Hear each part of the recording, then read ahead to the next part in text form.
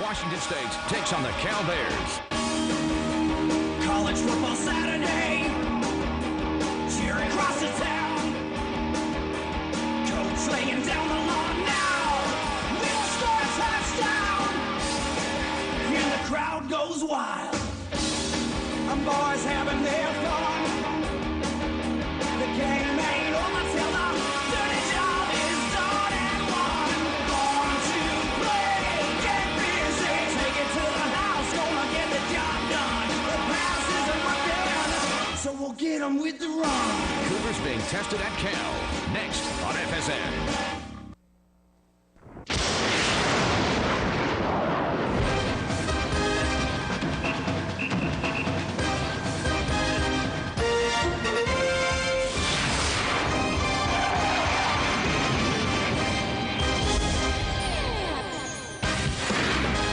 We come to you tonight from the campus of the University of California here in Berkeley, where the hometown Cal Bears have fallen on hard times. They were within an hour of being #1 in the country, and then they lost, and then they lost again, and then they lost a third time. This is Kyocera College Football Saturday. Tonight, the Washington State Cougars make a house call on the hometown California Golden Bears.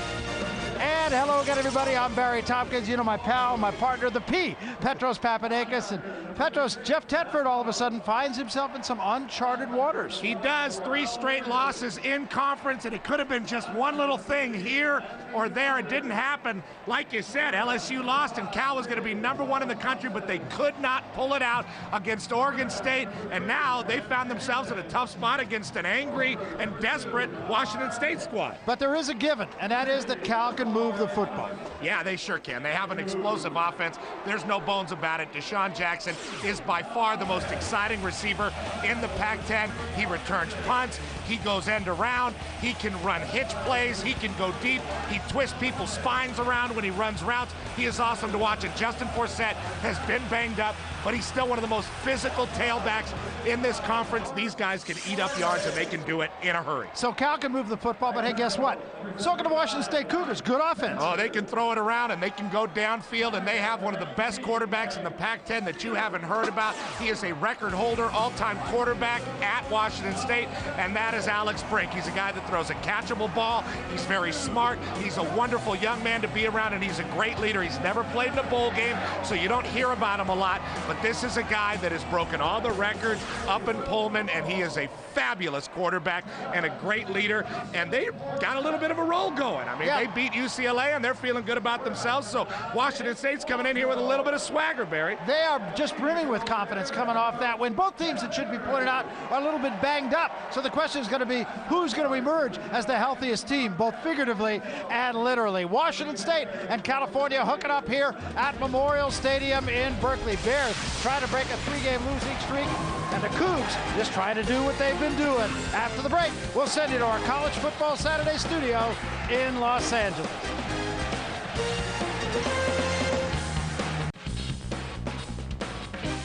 College Football Saturday on FSN is presented by Kyocera, the new value frontier. And brought to you in part by Mitsubishi Motors, driven to thrill. By Serve Pro. When water damage strikes, call the cleanup specialists at 1-800-SERVE-PRO. And by the United States Air Force. Experience more at DoSomethingAmazing.com. And we welcome you back to Memorial Stadium here in Berkeley. Here come the California Golden Bears onto the playing field. The Bears did win the toss. They deferred, which means Washington State will get the football first to start things here in Pac-10 Conference play. The Cougars coming off a big win against UCLA, and the Bears coming off their 3rd straight loss. And, of course, our broadcast wouldn't be the same without our sideline reporter. Let's go down there for the first time with Jim Watson. Waddy?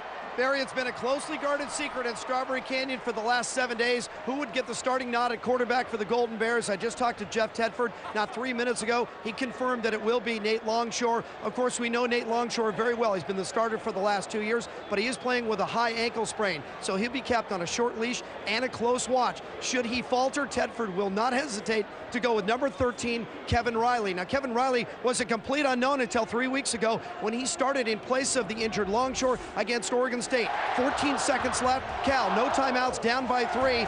And Riley tucks and goes, but instead of going out of bounds, he goes to the middle, is tackled before they can kill the clock or get the field goal unit on. The clock runs out. It ruins their undefeated season, denies them the #1 ranking, and sends them on a 3-game tailspin. So tonight, the injured Nate Longshore, not 100%, is back behind center. But Barry waiting over on the sideline. And in the shadows will be Kevin Riley, waiting for what we all want, a second chance. And Riley actually performed extremely well in that game, too, I think it's fair to say, Pete. It was a shame that that happened to him at the end of the game, because you see a young kid, a redshirt freshman, really having some success in moving a team that has a lot of offensive weapons, and then unfortunately just kind of the brain freeze at the end of the game, and they weren't able to get the field goal team on there, and it really did hamper the Bears' season. But here's a guy that's ready to go, and Nate Longshore is a guy who hasn't had great feet in his entire career. Now that he's got some leg injuries, it's made it doubly harder for him to really push up in the pocket and evade sackers or potential sackers. So it'll be very interesting to see how this plays out tonight in Strawberry Canyon. So Jeff Tedford with the last word for Nate Longshore. They have talked a lot this week, and Longshore freely admitted that he was hurting in the second half of that game last week. Jeff told us it's just little things that have hurt the Bears. He said it's not like they have to go in and rebuild anything or even reconstruct anything. It's just attention to detail. This kind of year in the Pac-10 has been that crazy, where it's one little tiny thing and your season can really stop and turn on a dime. Larson kicks off, and this is going to be Dillon at the goal line. Dillon to the 10, to the 20, still on his feet, and stood straight up as he gets to about the 23-yard line on the tackle for California, Michael Muhammad. So Alex Brink will bring his Washington State Cougars out, and they will be going with a new tailback. It is Kevin McCall, as Dwight Tardy, coming off a 214-yard game, injured on the last run he made that day, a 51-yarder, tore up his knee. He is gone for the year, so the onus now falls on another senior, Kevin McCall, who has waited a long time for his opportunity. We look for Washington State to throw the ball down the field in this game. Collins comes in motion. Brink to McCall. And McCall across the 25 to about the 27-yard line. Pickup of about 4. Warrell Williams on the tackle. Defensively for California, presented by Kyocera. And this is a banged-up California team, too. Sidquan Thompson had to step in when Tim Mixon got hurt last year as a true freshman. By the end of the year, he was a heck of a cornerback. He's really become a lockdown guy on one side for the Bears, but they're starting a freshman on the other side, Chris Conti. 4 wideouts now on second down. Brink will go up for the first time under pressure, has to roll away and throws the ball away as he gets outside the tackle box. John Allen with a pretty good push up front for California. And Alex Brink is just a very smart quarterback, and they've been saying this about him for the last 3 years up in Pullman. They love the way he manages the game. They love the way he has poise in the huddle. You know, a lot of quarterbacks are emotional, and they go up and down, especially young guys. This is a guy that knows how to handle things all the way through, and there's his coach who loves him, Bill Doba. And he's been under fire a lot in Eastern Washington, but I think you agree that he's one of the better guys in the Pac-10, one of the better guys in all the country. Absolutely. Third down now. Brink straight back, has time, steps up, throws, got a man, catch made, a tough catch by Bumpus, and a first down across the 40-yard line.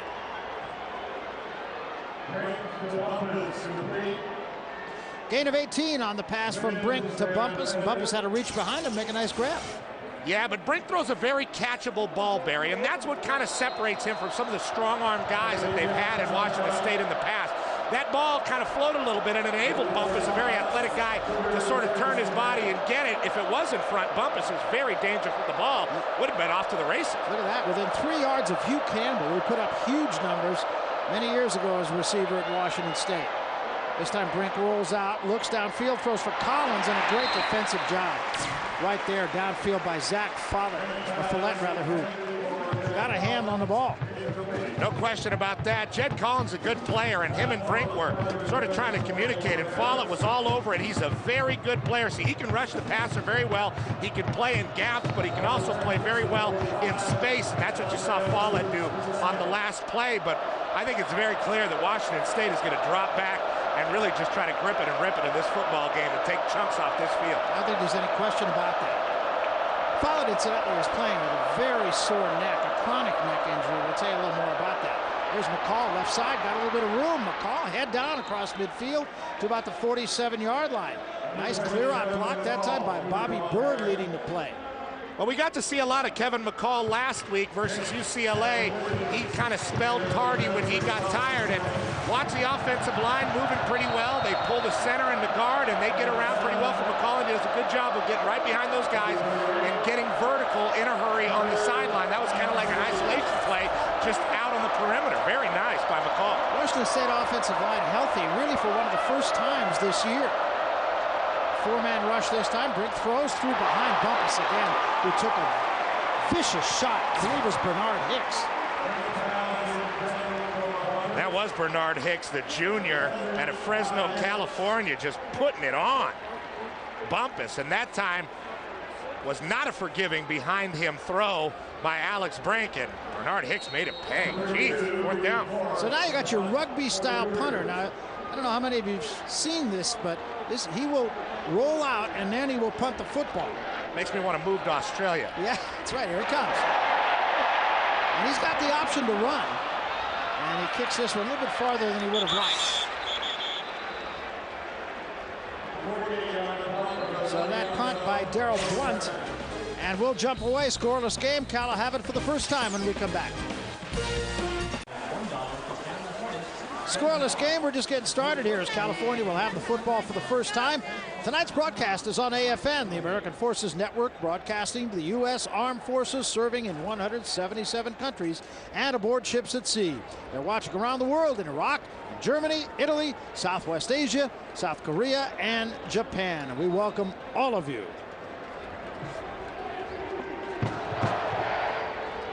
So it will be Nate Longshore, and Nate really, for all intent, playing on one wheel. Take a look at the Kyocera lineups. Offensively for California, and Nate Longshore, as we said, he's got the bad ankle. He is not real mobile, but he's still got a cannon. And give to Forsett on first down. Forsett is behind the line of scrimmage.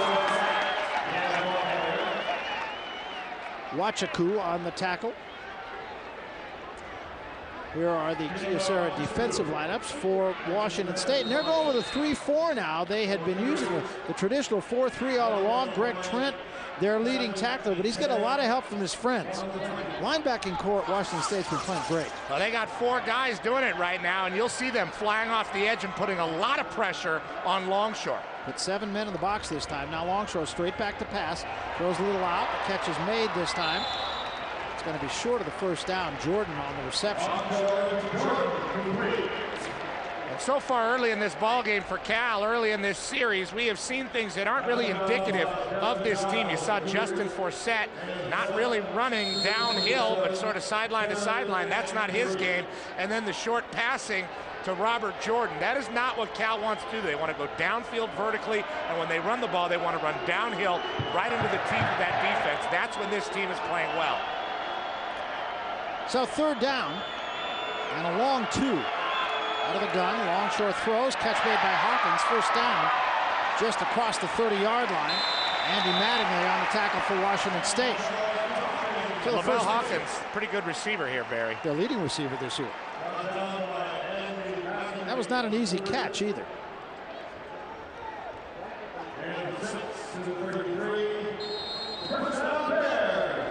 Welcome those of you who have been watching the game between Missouri and Colorado. We're here on a beautiful night here in the Bay Area. A little bit cool, but very nice night at Berkeley. Strawberry Canyon, one of the great sites for college football. Job at best in the ball game now at tailback for California. Play fake, and Longshore rolls out to his right, throws. Catch made by the tight end Stevens. And it'll be a pickup of about 7 and bring about a 2nd and 3. Well, the Bears have come out offensively in this game, and they've been very patient. Big Craig Stevens is a guy that sometimes has a little trouble hauling in that football, but he is the toughest player by far on this Cal football team. You're going to see him just kind of being there, showing the numbers to Longshore, and he is a load. People have a very difficult time tackling him, and you know where he's from? Out of high school, Yes, Barry. I do. Peninsula High. I know that. Rancho Palos Verdes, California. I know that. Go Panthers. Yeah, the mighty Panthers. Thought I'd throw that out. Second down, 3. They give us to Forsett. Forsett will have the first down, almost to the 45-yard line. Greg Trent on the stop, but pretty good line push that time by the Bears on the right side of the line. Norris Malele and Mike Tepper. And here's Justin Forsett. What a good back and what a physical back. He's finally getting his chance this year to be the starter for years.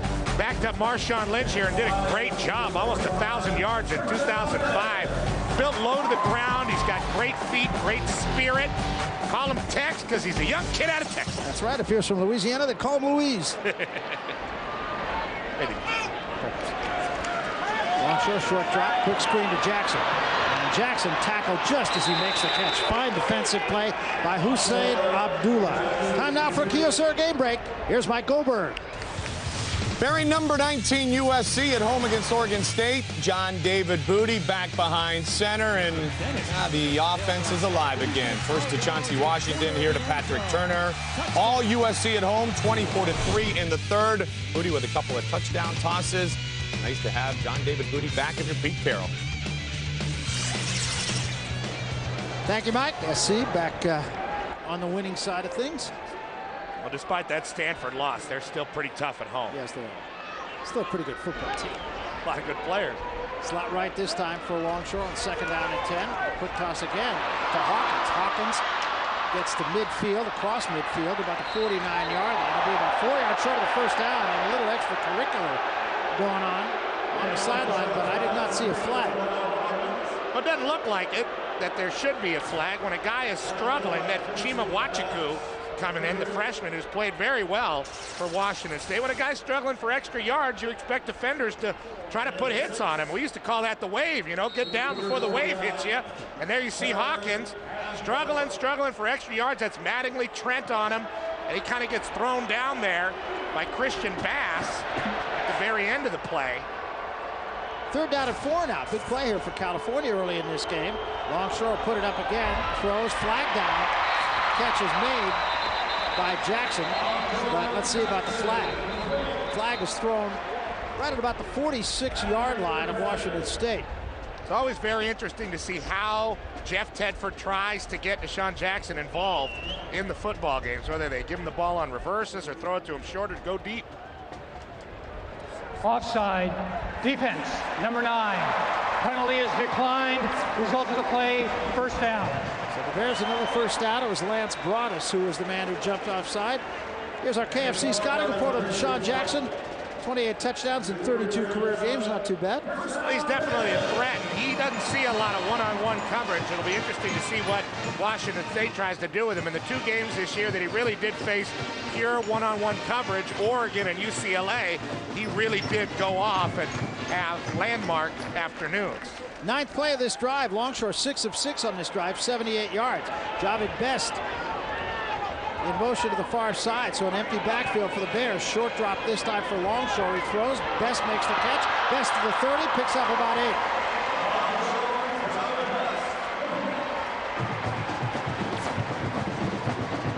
Javid Best got a little giddy up, doesn't he?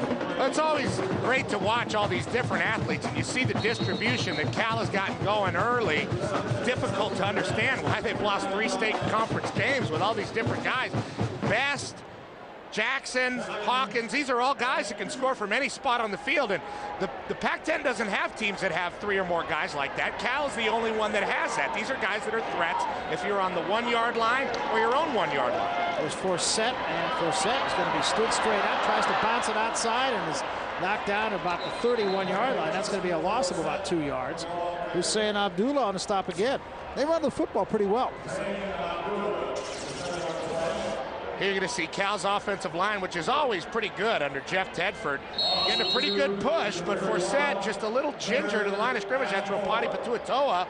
Gets him to stop his feet, and that gets him going the wrong way. And then over the top comes the free safety, Hussein Abdullah, who's been very active for a very long time at Washington State. Before that, it was his brother Hamza Abdullah coming off the edge of safety. Longshore throws this time, and the catch is made once again. This is Jordan on the reception. That'll be another California first down. Wachiku doing the best he can, but a bullet thrown by Longshore.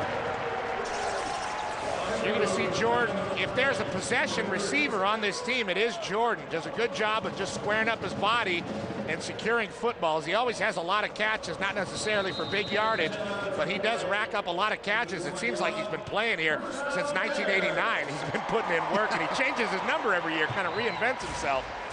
Got that number 2 because he's cousins of Jamarcus Russell. That's right.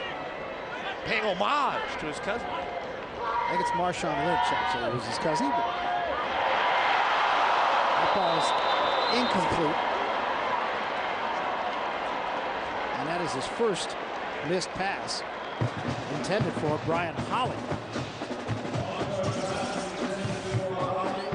Well, maybe they better stick to the playmakers. There's Holly. First of all, he didn't have to dive. Second of all, it just falls down. That was a touchdown and a very nice throw. Good touch put on it by Nate Longshore.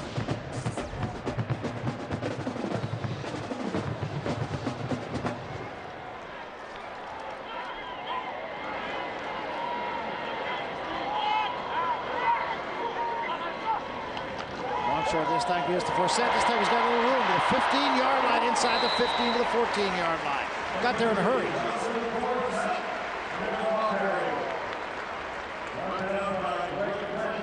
You can see the leaders in Pac-10 rushing this year. Jonathan Stewart averaging 130 yards. Justin Forsett over 100 yards at 104. Evanson Bernard has been banged up as well. Forsett, in fairness to him, is not 100%, playing at a lot less than 100%. He's been a little banged up, but you look at that graphic, and all those guys are great runners, but I think Jonathan Stewart has really set himself apart this year.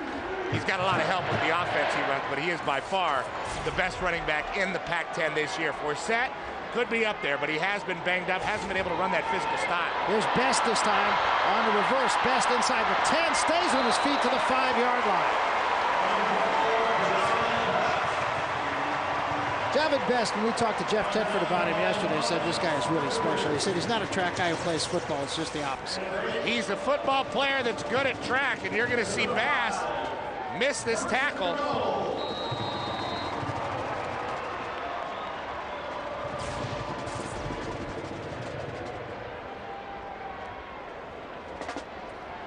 Javid Best, certainly an exciting guy to watch. Sometimes you just got to quiet down and watch him do his thing, you know? Yeah, he's really special. He remains in the game. He's the tailback. And this is Best. Best straight ahead, stays on his feet, drives toward the end zone, a little short. Javid Best, interesting number on him coming into this game. He had 44 touches, and 19 of them were from 10 yards or more. He's definitely a big play threat, but you know what? I like the way he runs inside. Here's a guy you'd think, track guy, not that big. He's probably just a perimeter guy, but he can get inside and get down and dirty. Obviously, that part of his game will develop as he grows a little older in this program, but definitely a great year for a true freshman. Can't do much better. Saw those numbers from Salesian High School, small school there in the East Bay. I'm not sure that Longshore got in here.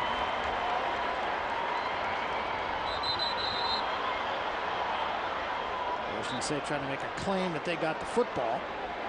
Toa was the guy who came away with it. But a good job by Washington State on the goal line to prevent Longshore from getting any push at all.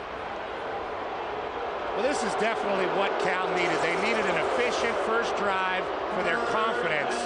They had a 13-0 lead before losing to Arizona State, and you see Longshore trying to drive it in. I don't know if I'd call a sneak there, just knowing what happened to the quarterback, and you see him getting his head batted around.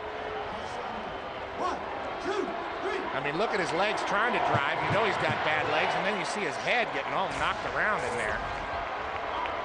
Just give it to Forsett. That's what they do, and Forsett will get a touchdown count.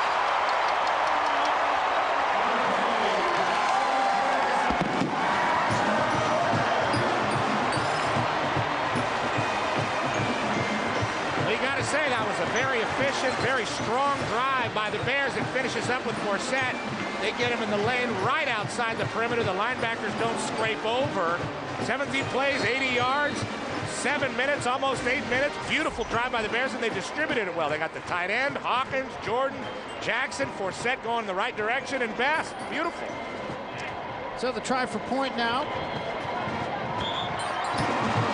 And Jordan Kay gets that through for California, and with 5 minutes, 32 seconds remaining to be played here in the first quarter, the California Golden Bears have gone out ahead of Washington State, 7-0. We're coming back.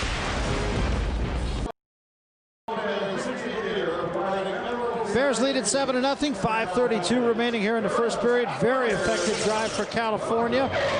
As you look at the Kawasaki scoring drive, 17 plays, as Petros mentioned, 80 yards. Took just under 8 minutes to do it. 8 of 9 for 56 yards on the drive for Longshore. They were 5 of 5 on third down conversions. Pretty effective. Very good, and what I was most impressed with was all the different skill players that Cal was able to distribute the ball to. And when this offense really gets going, it's not just Jackson going deep or Forsett running forward. It's also Best. It's also Hawkins. He's leading the team in receptions. It's Jordan getting the short routes and catching balls over the middle, and it's a tight end carrying people with him, Craig Stevens, when he catches balls. So there's a lot of different guys on this team that can hurt you, and when they got it going, you got to worry about all of them. And right now, Washington State, even though they play hard on defense, they don't have enough guys to defense it. Here's Larson's kick. Dillon takes it on the big hop. Starts back against the 20, gets the 25-yard line to about the 28, and that'll be it. And right now, we'll take you to a Kyocera game break. Here once more is Mike Goldberg. Mike? Barry, thank you very much. Number 2, Boston College, looking to remain unbeaten and stay on track for that BCS berth, perhaps a national championship appearance. But they are struggling at home against Florida State. Matt Ryan picked off not once but twice, that time by Tony Carter. Seminoles lead in the third quarter 10-0. Meantime, it is a final in Eugene. 35-23, Oregon wins. Full highlights and an update on Dennis Dixon on the halftime show. All right, thanks very much, Goldie. Washington State with the football now. Brink this time a little clear out. The catch made by Dillon. Dillon will be about a yard or two short of the first down. BC struggling once again, not the first time. Alex Brink, mentioned earlier, he's a senior. Great student. You talked about that. Yeah, he's kind of a goofy kid, but he's a fun kid to be around, and these kids love him. And again, he's just a smart quarterback that throws a very catchable ball, and very quietly in the Pac-10, he's become the most prolific passer in the history of Washington State football. And they had some guys throwing the ball up there for a long time, Barry. That's a very tough pass right there, intended for McCall. He had a lead McCall and let him a little bit too much. John Allen doing a pretty good job defending. Well, whenever you throw a ball to a tailback, you always have to make sure that that ball is right on the numbers or just 1 foot in front of the numbers, especially a guy like McCall who hasn't played a lot, and Brink knows that. That ball's got to be on that guy if he wants him to make that play, and that just wasn't going to happen. Too much of a stretch. So it'll be third down now, and just over a yard. Brink going to throw. Does throw, and Collins makes the catch and is just destroyed. But a first down. Took a real shot from Zach Fowler. Well, on third down, that's who they're going to want to go to. Jed Collins, a senior out of Mission Viejo, California. Probably just like Cal has in Craig Stevens, the toughest player on this football team at tight end. We might see him at tailback in this game. We might see him at fullback. He does it all. Right now, he's split out in the slot. Comes in motion on first down. Give it to McCall. McCall tries to bounce it outside. He's got a little bit of room. 40, 45, dragged down from behind at the 47-yard line. A pickup of about 8. Thomas DeCouve makes the stop. First down marker brought to you by Overstock.com. Your entire order ships for just $2.95 at Overstock.com. Live better with Overstock.com because, as we all know, it's all about the O. Thank you. Marcus Richmond, the freshman in the game at tailback for the first time. Brink will put it up, pump fake. Steps up, throws deep for Collins. Collins cannot hold on. Took a real shot from Thomas DeCouve. That ball hung up there a little bit. It did, because the young freshman, Marcus Richmond, was in the game. Kevin McCall was tired. Richmond misses the block and gets his quarterback hit. Not too bad. That ball could have been on the point. Collins did have a chance, but he had to go up and get it at its highest point, and DeCouve's been roaming that secondary for a long time for Cal, the senior. Team captain making a good play. So now it'll be third down and 4.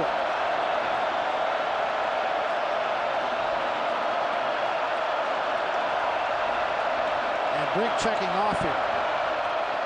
Brink straight back. Six-man rush. Brink throwing deep. He's got a man, but he overthrew him. Wide open was Brandon Gibson, but Brink missed him by about 5 yards. And Gibson's a little bit upset. They're going to take their shots in this football game. There's no question about it.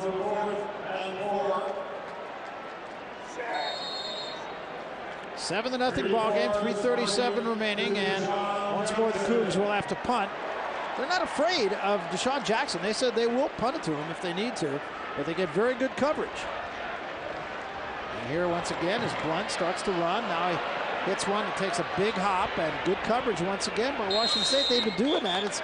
I wouldn't be surprised to see more teams start to use that tactic. It's kind of weird. It is weird, but effective nonetheless. 3:30 left, 7-0 Bears.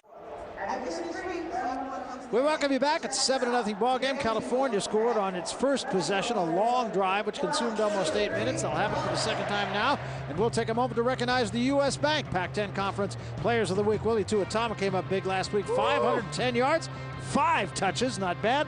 Threw 3 of them to Mike Thomas, who was the special teams Player of the Week, and Matthew Harper, we saw that game, had 2 picks against USC, big. Came through and really destroyed the Trojans down the stretch. USC unable to capitalize on the 2 Oregon turnovers early in that big Pac-10 game last week. But Oregon, they were able to capitalize on the 2 turnovers in the second half, and they defeat USC at Autzen Stadium, and they got another one today. Yeah, kept it rolling today. Ducks looking like a pretty darn good football team. A lot of offense. Longshore this time, off the play fake, looking deep, airs it out, looking for Hawkins, and who got it? Cougs might have had it. Xavier Hicks, interception. Hicks just kind of took it away. I think he had better position than Hawkins. Well, Hawkins had to come back and kind of play defense there. That ball poorly thrown by Nate Longshore, and you see him talking to Jeff Tedford there.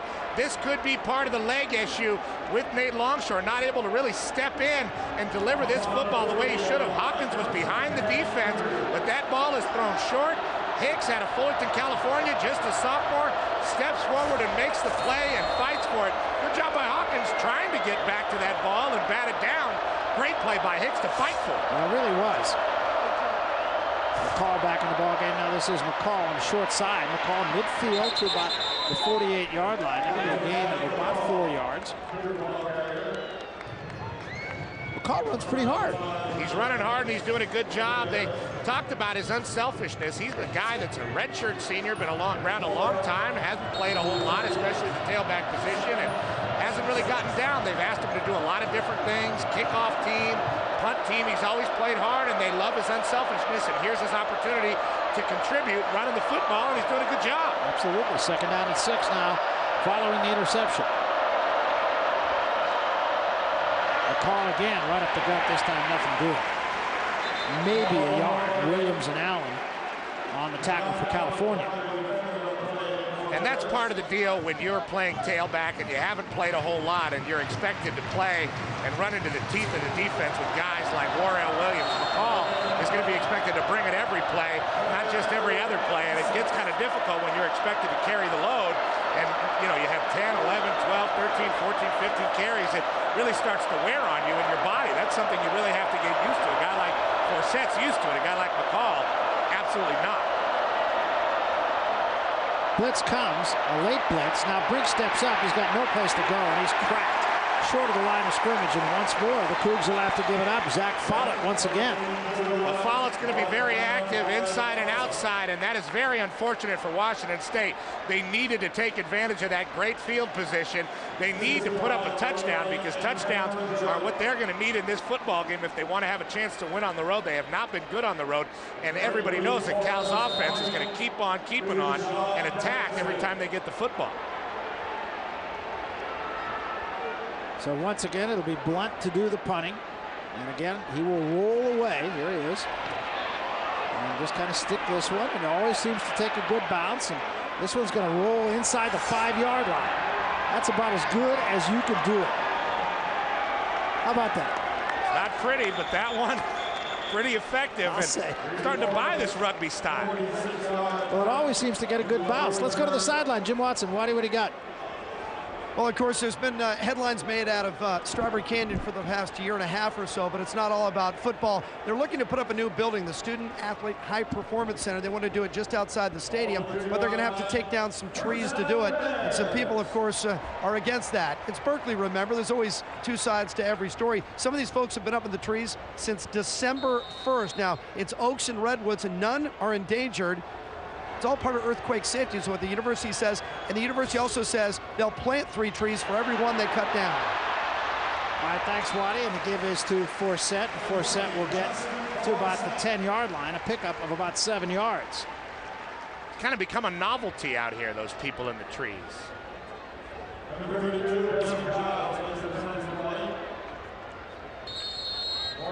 So there was some decisions made so far as the people in the trees outside Memorial Stadium here, and that is that the judge ruled that they didn't need a name of the person to actually go in there and arrest them if they chose to do that. They can just go in and arrest any John Doe. And the fact was they only knew the name of one of them before, but they will not likely do anything like that, and this thing will just wind up in the courts, and there will be a decision on whether or not to go ahead with the project. That's when they'll lose them. It's like Robinson Crusoe out there. It really is. Except it doesn't quite look like the ride at Disneyland. No. It's a little nastier than that. They fenced the whole area off. Yeah. A lot of buckets and wacky stuff.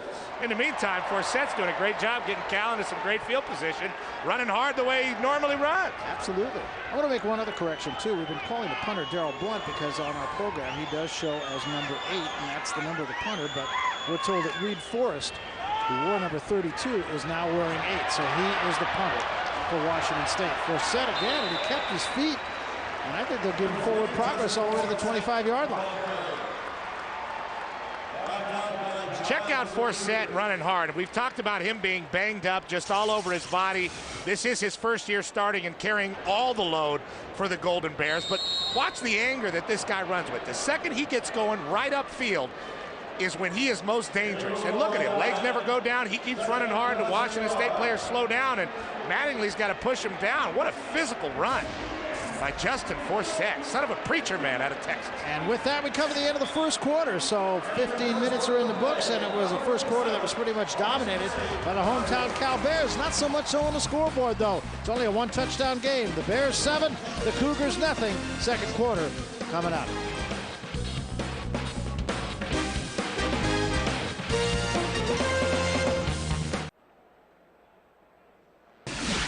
Closed captioning is brought to you in part by the Accord, Beyond the Road, all new from Honda.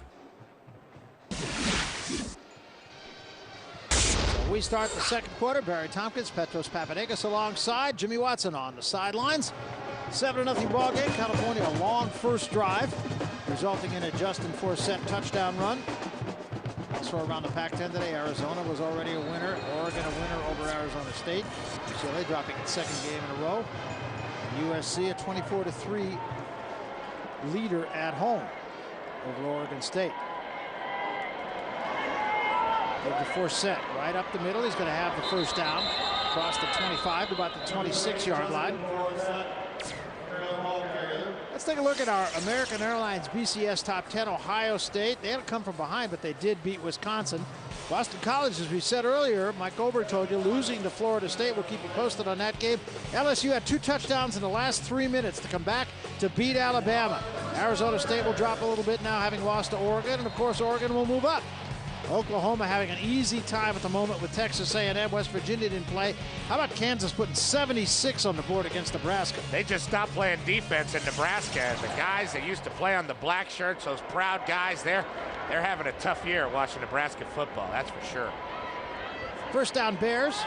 Longshore going to go up on first down. Steps up, throws, catch made by Jordan. And that'll be another first down for California. Well, tomorrow night, you can be there live for the first show that breaks down the new BCS standings, the official BCS rating show, exclusively on FSN. Find out who's moving up, who's moving out, who's moving on towards a berth in a BCS bowl game. The official BCS rating show tomorrow at 10:30 only on FSN. You'll be there, won't you? I'll be on there. There's a lot of math involved. I was told there was no math, but now that I've been doing that show every week, there's a lot of math involved. Very confusing for me. I'm not good at that. I got to do a show that has a lot of English. First down and 10, and the give is to Forsett. Forsett trying to get outside, does break a tackle. Now turns it upfield and gets something out of nothing. Picked up about 2. Washington State's been playing a lot of 3-4 defense lately. There's not a lot of teams in the Pac-10 that do that. Stanford did it under Walt Harris and Buddy Tevens. They've scrapped it since with Jim Harbaugh, and they've gone back to a 4-3. But Washington State enjoys doing that, and they have more linebackers and banged-up guys on the D-line, and they've had some success with that 3-4. See that they have struggled defensively, but last week against UCLA, you'd have never known that they were buried in the bowels of the Pac-10 numbers. Pass to Hawkins, forget about it. Great play defensively by Xavier Hicks, who's made a couple of big plays in this game. Jimmy Watson. You guys are talking about the 3-4 that Washington State runs, and it creates some different kinds of problems. They also like to blitz from everywhere. Last week it was just an absolute blitz fest against UCLA, and this plays back into Nate Longshore's problem with that sprained ankle, that upper ankle sprain. He's just not very mobile. And Barry, we talked with Jeff Tedford yesterday. Remember, he said, look, I'd like to go with Nate. I want that experience, but I need a mobile quarterback. And Nate's problem is, and we saw this at Arizona State, when he drops back, he just cannot push off that back right foot and get back into the safety of the pocket. It's creating problems for his offensive line. Yeah, I think that's a really good point, Waddy, and he does seem to be thrown off his heels even tonight. Here he is in 3rd and 10, and he did it again. And the ball's caught by Jordan for a first down. Great grab. Now the officials have to untangle this as both players have it, but if they both have it, it's going to go to the offense. And that's Hussein Abdullah that's on top of Hawkins. It was Hawkins, yeah. I thought it was Jordan. It was Hawkins who made the catch and a great grab. Lavelle Hawkins is a guy that's really stepped up this year. He's had some good years in the past, Cal, but this year really stepping up. And that ball wobbled, kind of controlled between the legs of Hawkins. You see the big hit by Abdullah, and that's his job. That ball just kind of resting on Hawkins. Yeah. Never hit the ground, though. So first down at the 45-yard line, a pickup of 18 on that play. And Forsett stopped in the backfield. And again, it's Xavier Hicks who makes the stop.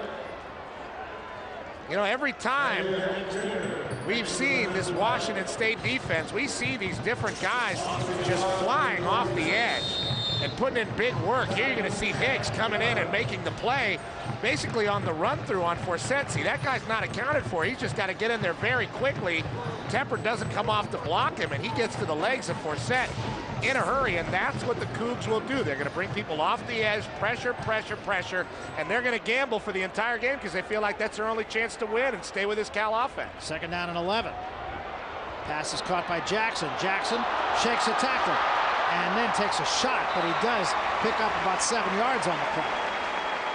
And Hicks gave him a shot, but farther down the field than Hicks would have liked. Give him about 9 yards on that. And Jackson hasn't been super involved so far in this football game. When he gets that kind of coverage, though, you can expect Cal to go to him. The ball came a little late. He was ready for it early. And when somebody's off him, way off him, 12 yards off him, like they were that time with Hicks, he is just going to turn, and they're going to throw him the football. That is something that Longshore will see coming up to the line of scrimmage. They want to get him the ball in space as much as possible. Going to be 3rd down and 3. The Bears have been perfect on 3rd down situations. 6 of 6 in this ball game. Montgomery is the running back. Longshore going to go up, airs it out, looking for it all, overthrows his receiver. It's intercepted and dropped.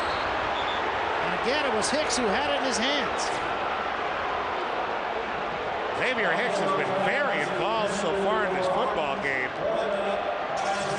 Had a big hit last week, KO'd Brandon Brazil of UCLA, and tonight he has been very active. You see him there playing center field, backing up, and a great job again by Hawkins, just playing defense on the poor throw by Longshore and knocking that ball out. But again, and I'm not trying to play analyst here, so correct me if I'm wrong, Longshore's not stepping into the passes. It's obvious that his leg is bothering. He's never had great feet, and it's really been compounded now with the leg injury, and we could very well see a change in this football game.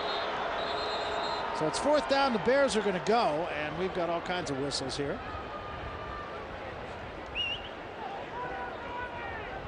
And a timeout as the play clock was ticking down. It was at 5 minutes, but Washington State is the team that called the timeout. We'll take one as well. 7-0, California. We're coming back. Welcome back. 10:33 left here in the first half. California with a 76-yard drive in its first possession. But watch Nate Longshore here, Pete. Well, here's what you're talking about, Barry. The footwork just is not clean, and he is not stepping into his throws correctly. When you step into the throw with that foot, it really helps you guide the football. But we have seen Longshore with that bad leg not stepping into his throws, and they're either overthrown or underthrown. He's already got one interception so far tonight. He is really struggling with his feet, and I know it's a frustrating situation for Nate. Looking at a 4th down here. 4th and 4, and the pass is good to Hawkins.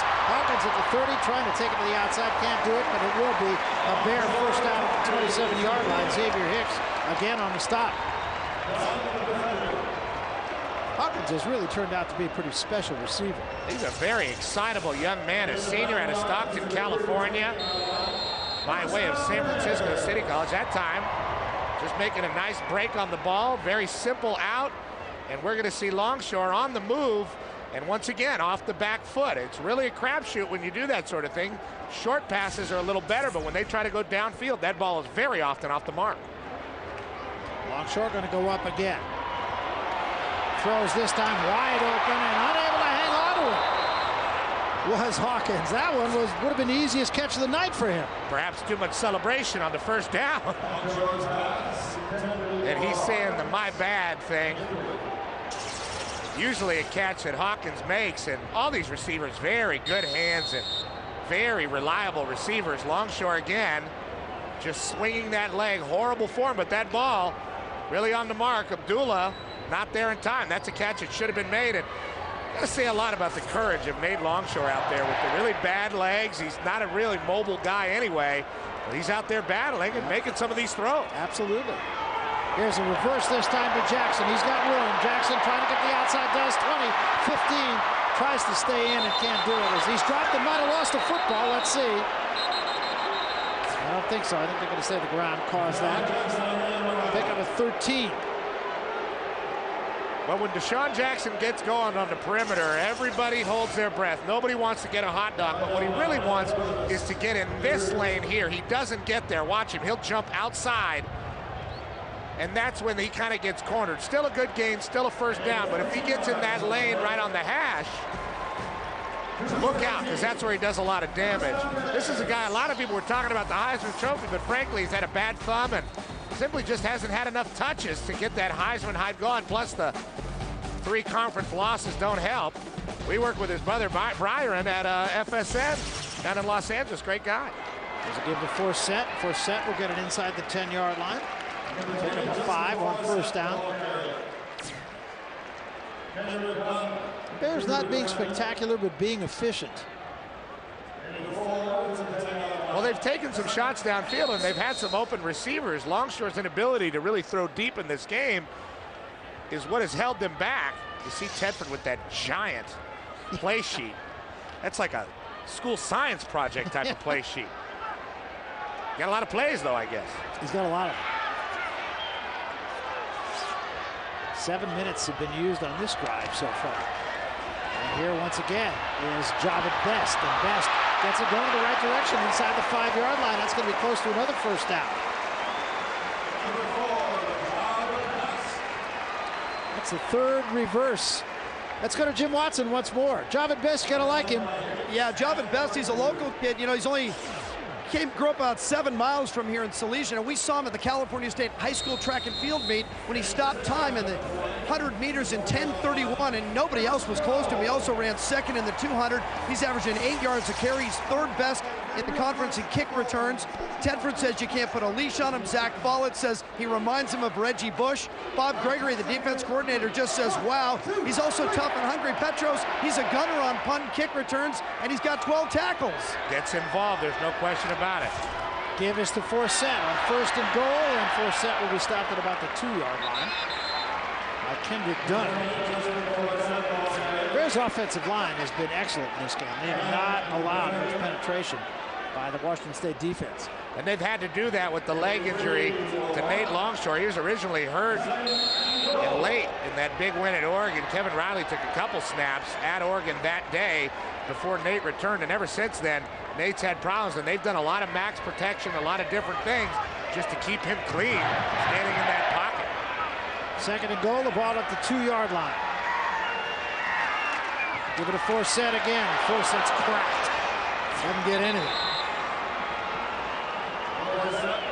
There's Amu and Hussein Abdullah there on the stop.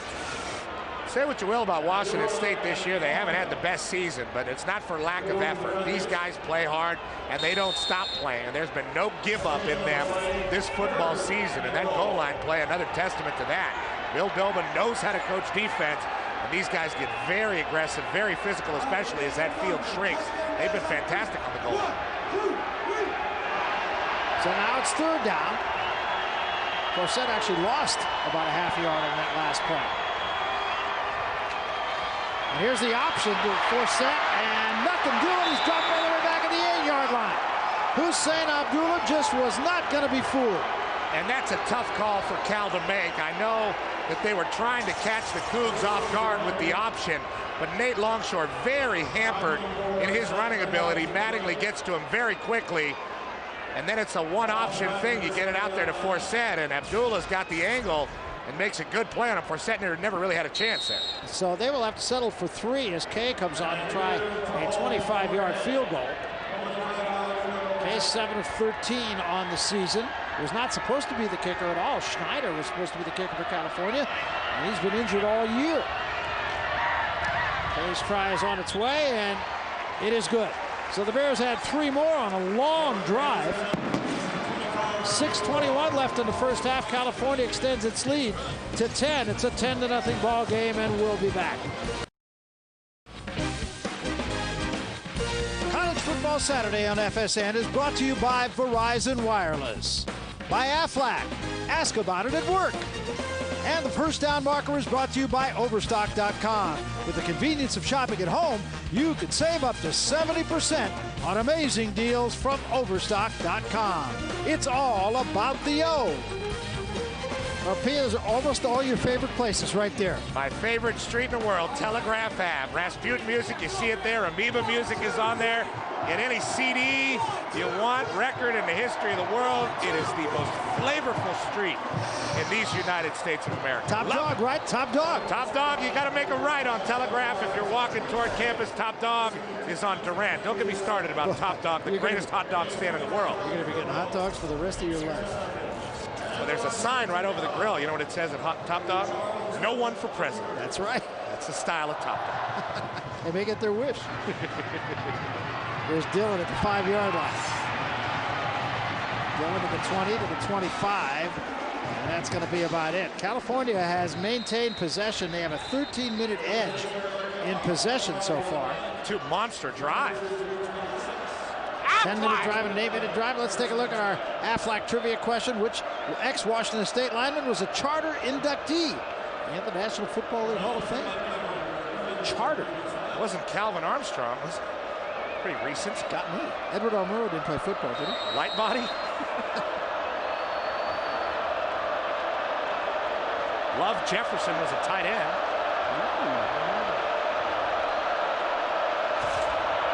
Play fake this time. Brink going up on first down. Got a man. Catch is made this time by McCall out of the backfield. McCall will pick up about 6 to about the 32-yard line.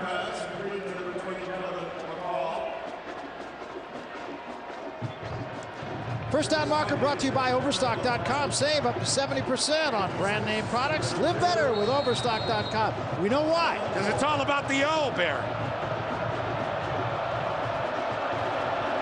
Second down and 4 for the Cougs. 2 tight ends, 2 wideouts. Brink to throw again. Does. Catch made by Collins. Collins breaking tackles, gets it up to the 43-yard line and a first down. And we go to the sidelines, and Jim Watson, Barry, we're seeing a little bit here of Alex Brink. And, you know, Alex Brink is an amazing guy, but he's underappreciated. Even in Pullman, he takes a lot of heat. And we talked with Bill Doba, the head coach, about it today. He said, well, there's 3 reasons probably for that. He's never won a bowl game. He doesn't have that signature victory, and he can't win the big game. This year he's criticized for Oregon, but he says, hey, he's smart, and the pro scouts like the way he manages the game, and he's #1 on their all-time list. And, hey, help me out, they have great quarterbacks. And right now they got a running back who scampers for another first down, a pickup of about 13. This is what the Cougs have got to do. They have got to help their defense out. These guys have been playing hard. They just gave them a goal line stand. They have got to eat up some yardage and get some scores going. You're going to see McCall taking it to the edge there. Good blocking on the outside. Nobody scrapes over, and McCall is able to get to that sideline. Bernard Hicks pushes him out of bounds, but you see there, Jed Collins working hard, getting to the legs of Anthony Felder. Love that tight end. First down at the 43-yard line. Give it to McCall again. McCall gets a little room. He gets across the 40 to about the 38-yard line. Let's pick up a 5. It'll be second down and 5. And the Cougs have found a little something here. Well, you're starting to see McCall run with more confidence. It takes a while, you know. Your first start, you're trying to run the football and trying to figure it out. You want to get in the right holes, and you're really worried about fumbling most of all when you have to carry the load for the first time. Now that he's had a little bit of success, he's been in the open field a little bit, you'll see him start to express himself more and start dipping that head, and then maybe dipping outside and breaking off a big run. This is a wounded Cal defense. Marcus Richmond now in at tailback. Freshman out of Mesa, Arizona. And Brink steps up, throws a comebacker, and unable to catch up with that as it sailed a little bit on Brink was Brandon Gibson. Well, that one's on Brink. He had plenty of time. They gave him great protection. Their offensive line healthy for the first time in a long time. Barry, you were talking about it. Gibson, a very sure-handed guy. All 3 starting receivers for Washington State, very sure-handed, good-sized guys, with the exception of Bumpus, who's not as big. But that ball just off the mark. Joshua Anderson, who could scoop. And a wide receiver spot to the near side. Brink straight back, steps up, throws, and all kinds of contact, no flag. Zach Follett doing everything he could to bust that play up, and he did a pretty darn good job of it. For a guy with a neck injury, Zach Follett is out there playing his heart out. You're going to see him jump, and we talked about him playing in space. That is a wide receiver and a really good one in Gibson that Follett is out there just battling. And it's not good to twist the head of a guy with a neck injury, but you see Gibson do that in the air, and Follett, whose head is no longer painted like it was earlier in the season, was painted like a that's right, like a leopard, painted by another linebacker, Greg Van Hoosen. Looking good on the sideline. We're going to take a timeout. It's going to be 4th down when we come back. 4:24 left, first half, 10-0 Bears. All right, thanks very much, Goldie. And the Washington State Cougars looking at a 4th down and 6, and Reed Forrest will come on and do the punting again. He's been very effective in this regard. And remember, because he does roll out, he can run, although the Bears are as aware of that as you and I. And here he is. And then he kicks it at the last minute. And that one takes a big hop, goes into the end zone. And looks like a late flag down on the field. Let's see.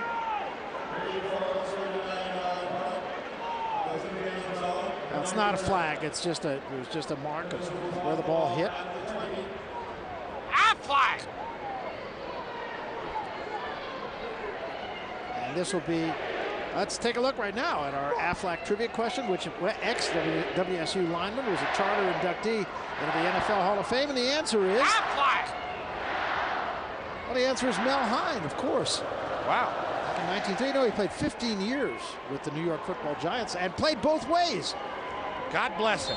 Don't remember that year, unfortunately. 1938 NFL MVP, though. I do remember that. Yeah, see? Depression years. I was big into football in the Depression. I know that you were. Pass incomplete, intended for the tight end, Mora.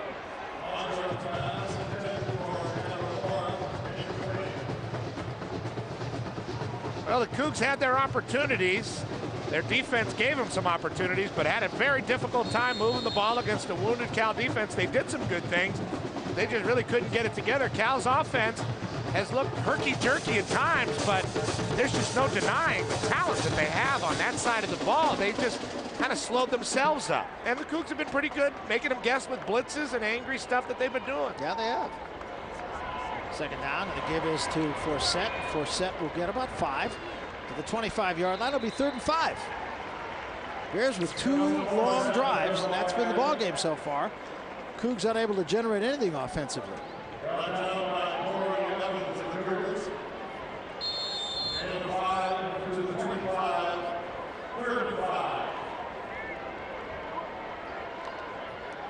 So it'll be 3rd down and 5 now for California. 3 wide receivers go to the left side of the field.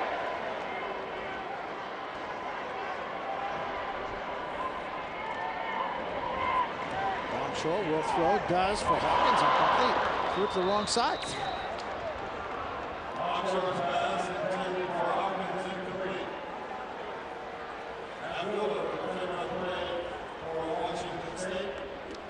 So the Bears will have to punt it away. First time they have had to do so in this game. Bumpus will be the deep man for the Cougars. He stands right now at about the 34-yard line. Andrew Larson, the punter for California.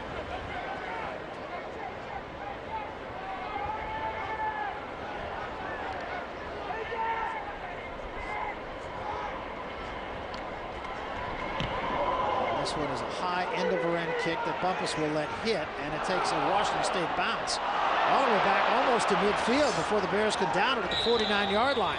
Only a 26-yard punt, so the Cougs will have excellent field position. We want to remind you, next week's triple header will be in stunning high definition, presented by Hitachi. And what the 3 games we have are right in front of you. Texas A&M at number 9 Missouri, a winner today over Colorado. Baylor will get it on with 6th-ranked Oklahoma, and we'll be up at Oregon State. Beavs struggling a little bit in Los Angeles today. They have a great front 7, but if their offense can't help them out and Evanson Bernard is down, their offense can't help them out. The Beavs don't have much going. Defenses get tired, and it might happen to Cal right here. Washington State with another shot before the half. Brink straight back, throws wide open as Gibson. Gibson makes the catch and gets it going in the right direction for a first down inside the 40-yard line. Felder and Conti defending for California. Chris Conti, incidentally, a true freshman, getting a start today. And Jeff Tedford told us yesterday that he expected Brink to go after Conti, and he has on a couple of occasions. Conti's a young guy out of Los Angeles, California. He was a UCLA commit and changed his mind at the last second and decided to come to Cal, and he had a pretty good camp, and he's gotten better and better every week, and he's finally getting a big shot. Good athlete and a pretty good-sized guy. Brink throws this away. Good defense that time by Conti on the intended receiver, Charles Dillon. Well, a reminder that coming up at halftime, the Hitachi halftime show. Mike Goldberg, DeMarco Farr, tell you everything that happened in college football. As Mike told you a moment ago, they're still keeping a close eye on that game between Boston College and Florida State. Florida State was winning it.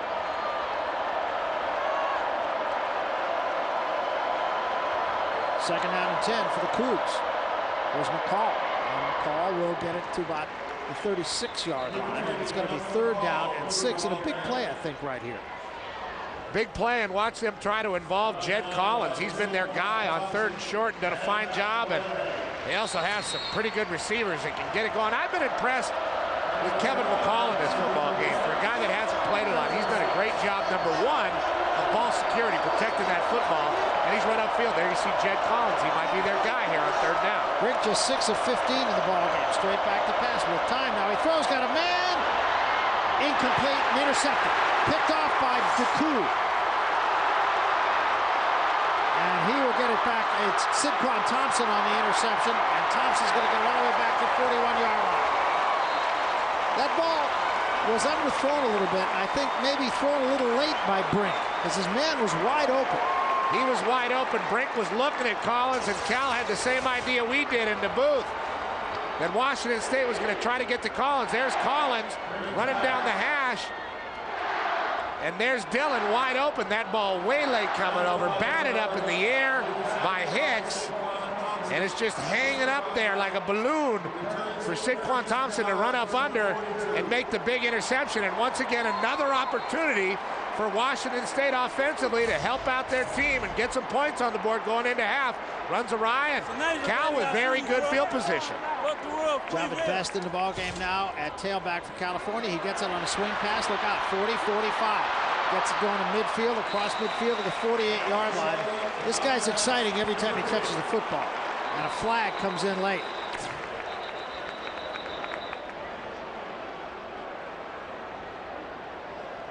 And now we'll see about the penalty. Could be some frustration by the Washington State defense. They've been out there a long time this half, and they've been doing everything they can against all these playmakers that the Berkeley Bears have, and haven't really gotten much out of it. First penalty of the game, interestingly enough, with 2 minutes remaining in the half. Personal foul against California. And that takes a good play. And that is exactly what, you read lips? That is exactly what Jeff Tedford has said has been happening to his team. They make a big play. Dead ball, personal foul, offense, number 53.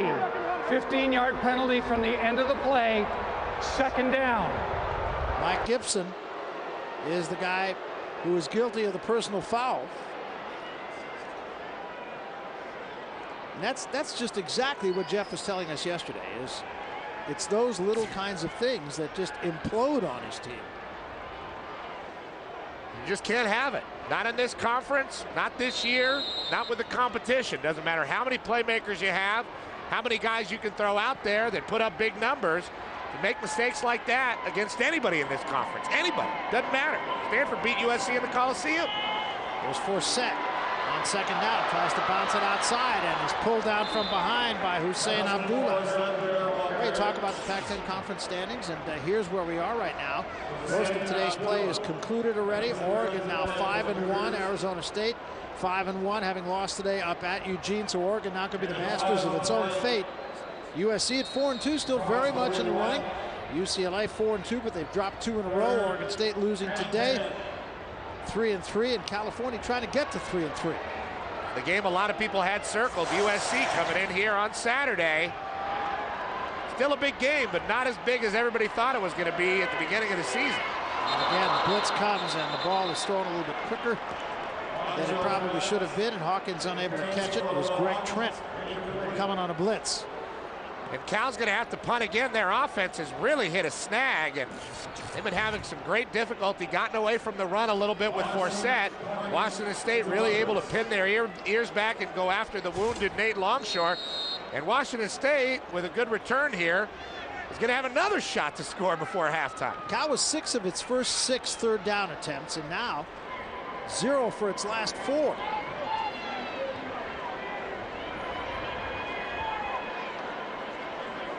Larson to punt. They come after this one. They don't get it. It's a line drive kick that Bumpus will let hit. And a flag comes in. And this one is going to get all the way down close to the 15-yard line. Now we'll see about the flag.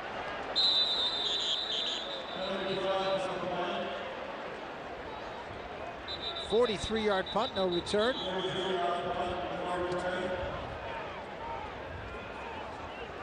Let's see what the penalty is all about. I didn't see anybody down there who could have made an illegal block, but perhaps there was. They're talking it over now. I have no idea either. Tedford looks confused. Yes, he does. Long conversation going on amongst the officials here.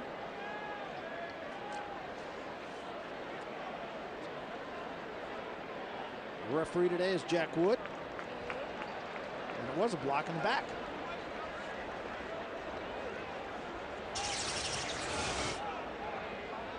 You're going to see the ref right there on the top left throw that flag right before the ball comes in.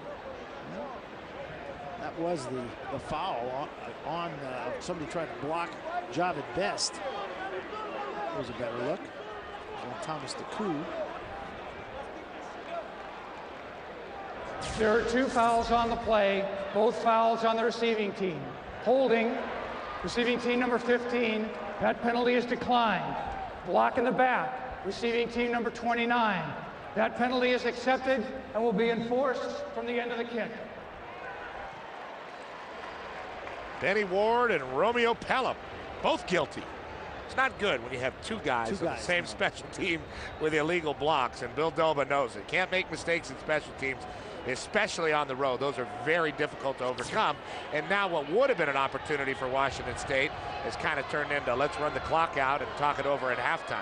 49 seconds remaining, and now those penalties happening on a ball that, of course, was not returned. Even worse. I doubt Brink will do anything serious here.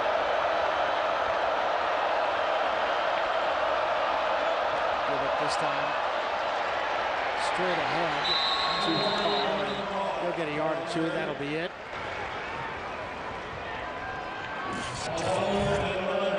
Clock ticking down, 35, 34, 33 seconds remaining in the half, and they haven't started the other clock. That'll be 3 seconds. They'll have to run another play here.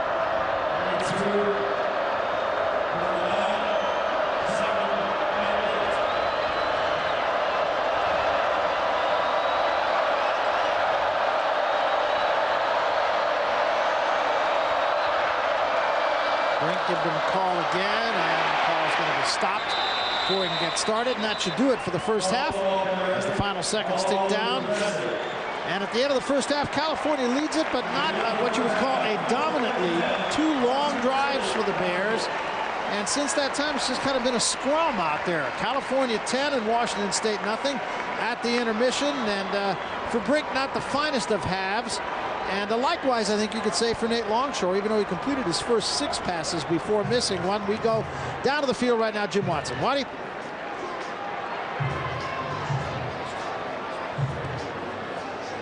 And keeping an eye on Nate Longshore and that ankle, do you have the patience and the confidence to stay with him the rest of the night? Yeah, he's doing fine right now. I don't think it's hindering him too bad. We're going to go in and ask him how he's doing right now. Defensively, that's got to be the brightest spot. This is a Washington State team that can go up and down the field. You threw a bagel at them in the first 2 quarters. Yeah, defense is playing really, really well. We need to continue through 4 quarters, no question about that. Offense had a couple real nice long drives. We just need to keep it up. Appreciate the time, Jeff. Remember, he told us yesterday, guys, that he looked at the Oregon-Washington State tape. Oregon also shut out Washington State in the first half, so apparently he learned from watching that tape. Halftime in Strawberry Canyon, it's 10-0 Cal over Wazoo. Right now, we send you to our college football Saturday studio for the Hitachi halftime show with Mike Goldberg and DeMarco Farr.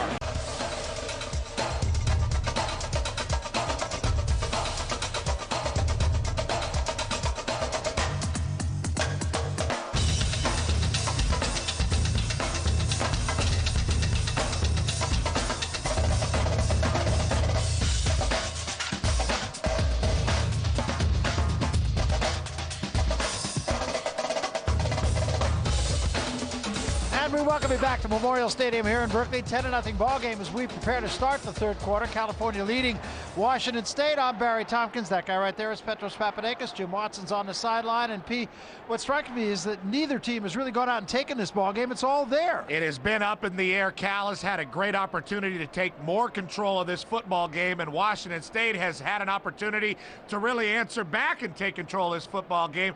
No adjustments really offensively on either side during the first half. We'll see what can happen during the second half and what the guys did at halftime to get something going offensively and to get these teams going. As you can see, Cal with the 2 very long drives, a lot of possession in this game, and Washington State, frankly, has had the opportunities to go downfield and make plays. They have not taken advantage. Cal, very good offensively, a lot of weapons, but we just haven't seen them all come together. Frankly, a real lack of chemistry in that Cal offense, and that has been their problem during the 3-game losing streak they've had in the Pac-10. We'll see if they can get it together here in the second half. So we are just about set to kick it away here in the second half.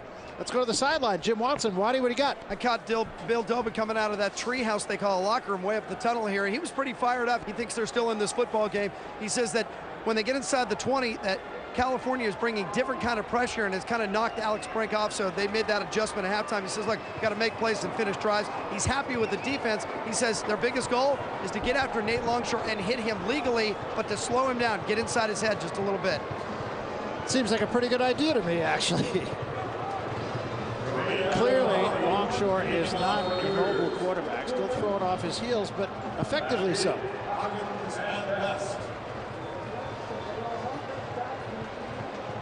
So Washington State will kick it off to California. Hawkins and Best, the deep men for the Bears. They will bounce this one. It's going to be picked up by one of the up men.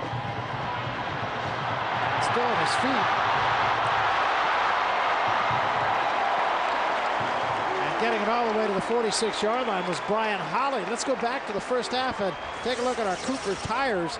Big stop of the game. It happened on the goal line here. California did wind up with a field goal out of this, but this was a huge third down play, and it tossed Forsett for about a 6-yard loss. What do you do if your quarterback's hampered and can't run? Well, you run the option on the goal line. That's what you do. Yeah. Very, very suspect call by Jeff Tedford trying to get Longshore going to the option. I guess he was trying to catch the Cougs off guard. Certainly did not work at all. 28-yard return off that short kickoff, though, and the Bears were in business at the 46-yard line of the Cougars.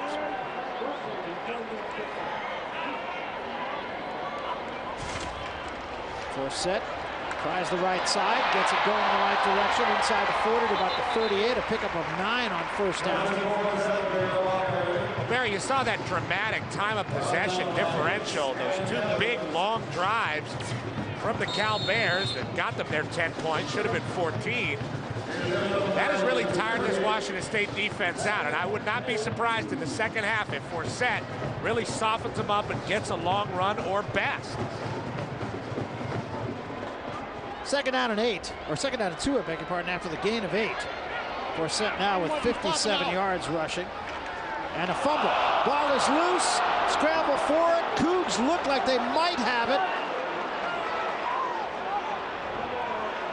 Longshore never quite got that. Washington State has it. Big break to start the second half for the Cougars. And again, this speaks to the chemistry problems that the Bears have had on the offensive side of the football. That ball looks like it hit the behind of one of the guards. Longshore tried to twist around and get it, but he's very hampered. Mattingly comes up with it. Rapani Patuatoa is the guy that looked like he was going to fall on it. There you see number 75, but gets up underneath him, and Mattingly, you see him right there, number 45, swooping on that ball. Brink to throw on first down, throws to Collins, makes the catch for another first down. That guy's an animal. He is, he's tough. Gets it down into California territory at the 46-yard line. Morrell Williams makes the stop. Third catch of the ball game for Collins. Washington State, yeah, you can see what they did in the first half, and not real pretty. Shocking that they weren't able to score, and maybe a little bit of an effect that Dwight Tardy is not on this football team right now as an active player with the bad knee on the long run versus UCLA last week. Drop play to McCall, and McCall keeps his feet but can't get going in the right direction, and Warrell Williams turns him sideways, stops him for no gain. And I know we've been talking up Alex Brink a whole lot, and we should. He's a record-breaking quarterback and a very good quarterback, but 6 of 16 in the first half, just unacceptable for the Washington State quarterback and leader. He's going to have to shore it up, and we've been talking about the mechanics of Nate Longshore. Brink hasn't shown some great mechanics in this football game either. Second down and 10. Brink straight back, throws, catch is made this time by Gibson, and Gibson's going to be close to a first down. It'll depend on the spot. Chris Conti on the tackle. It is a first down.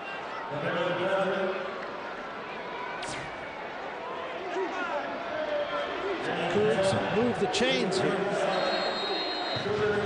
These Bears fans in the stadium a little bit stunned. I mean, this is a team that everybody thought was probably the best in the Pac-10, right behind USC, and they just have not shown it in the last few weeks. No, it's just all those little things. Brink going for it all here. And the catch is made for a touchdown by Dillon, and he drops it. Had it and dropped it. And that was going to be 6. See the frustration from the Cougar fans enjoying their time here in Berkeley, California. Nice throw, very catchable. Sidquan Thompson was there on the defense, but looks like this one was just dropped by Dillon. Great body position. Thompson kind of swings him down and got a hand in there, but still a catch that should have been made. No question. By Charles Dillon. Instead, it's second and 10.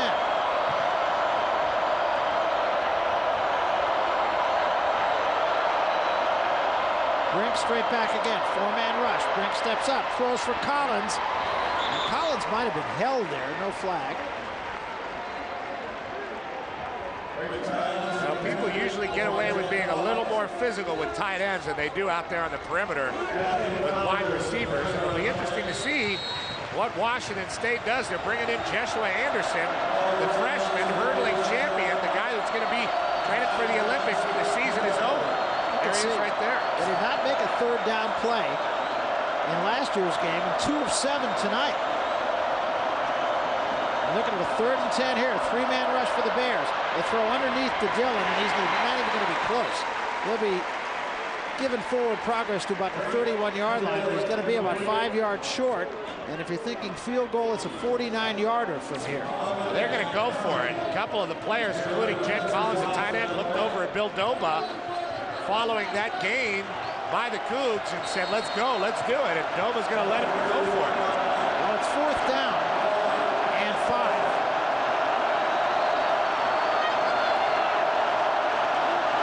Brink straight back. Throws, catches made, and it's going to, again, depend on the spot. I think he's got enough. Frischneck. Old Frischneck, the guy they don't go to a whole lot. That's his 8th reception of the year. Everybody's thinking Jed Collins on 3rd down, and there is Collins. He was open for the 1st down, but Brink decides to go to Frischneck, who makes the catch on Chris Conte, the young freshman, and kind of flops there for the 1st down. It was not an easy catch. And Frischneck's wife, Kristen, and son, Reggie, celebrating that 1st down catch by the big dog. Brink has to roll away from pressure this time. Trying to direct a little traffic and then throws it away. Brink is saying, you got to come back to me. Washington State's a team that's very comfortable dropping back and throwing the ball way downfield. Cal's been opportunistic at times this year with sacks and getting involved in the backfield of their opposition, but Brink's just been pretty clean. You can see that the 5th longest streak in NCAA history belongs to Washington State. They have not been shut out in 269 straight games. There's McCall trying to get outside. Might have waited too long. John Allen, who's having a very nice game for California walk-on. And that's a guy who hasn't played a lot. And McCall getting a little too greedy. DeCoux and Allen getting on top of him because he just waited 1 second too long. But they tell these young backs, or guys that are inexperienced, as is the case with McCall, you get out there on the perimeter, put your foot in the ground, and get up the field. Yeah, get away with that stuff in high school. But oh, you get away with it a lot in high school if you're a Division I caliber back. Empty backfield, 4 wideouts. 3-man rush for the Bears. Look out. And Brink throws on the run. A comebacker too tall. Intended for Bumpus. And that will bring about the field goal team. Alex Brink just seems a little bit off his game tonight. Just doesn't really have the timing with his receivers. Michael Bumpus that time trying to come back to him as he should, because Brink was on the move, but just came back a little too much, and Brink overthrew him just a little bit. That could have been a very successful play. Both guys had the right idea. So a 42-yard field goal try by Rabin Abdul-Mohammadi. He's had a little bit more success of late, but this would be his longest field goal of the year, as you see. Place kick, got enough on it. Looks good. Is good. Streak's alive. And the longest field goal of the year for Abdul-Mohammadi puts Washington State on the board. Forget about that streak. Make it 270. 10-3 Cal. College Football Saturday on FSN is brought to you by Hitachi. Only Hitachi HD TVs capture all the sports action. By Keystone Light, the beer that's always smooth, even when you're not. And by Kyocera Wireless, Eastern inspiration and Western innovation in the palm of your hand. Kyocera Wireless. Tomorrow is rising. Well, Washington State on the board with a 42-yard field goal. 10-3 ball game. 10:54 remaining third quarter. But you're right, Pete. Brink's a little bit off tonight. He's been off, and Longshore's been really off tonight. And if I'm Jeff Tedford, I'm thinking right now, maybe it's time for Kevin Riley. Head coaches can be stubborn, though. The last time they tried this, here's once again, it is Holly. And this time he stopped at about the 39-yard line. They dribbled it down there, but they didn't get very much distance out of it. Well, Cal's season in microcosm, really 4 plays between its being possibly #1 in the country and just fighting for a bowl berth. Well, they played fantastically at Autzen Stadium. The fumble by Colvin. There's Riley's big faux pas, and it really upset his head coach. Time running out at Oregon State. And there's the pick. Outron Werner taking it to the house and cementing that victory. Dimitri Nance really pulling away from Cal in the 4th quarter of that game, and that's the most excited we've seen Dennis Erickson ever. Pretty much. He got the pitchfork going after that one. And, you know, no matter how angry or upset Tedford was with Kevin Riley for that mistake that he made at Oregon State, Nate Longshore is just not himself out there. You see Riley there, number 13, still wearing the headset. Nate Longshore just not himself. And Washington State is becoming more confident moving the ball. They are on the board in this game. And maybe it is time for a change. Longshore has just not made a lot of good throws, especially downfield, and then just fumbled a football in the last series. Longshore completed his first 8, and since that time is 6 for 13. And that play is stuffed his job at best, trying to get it going forward and can't do it. And looping out of there is Mike Gibson.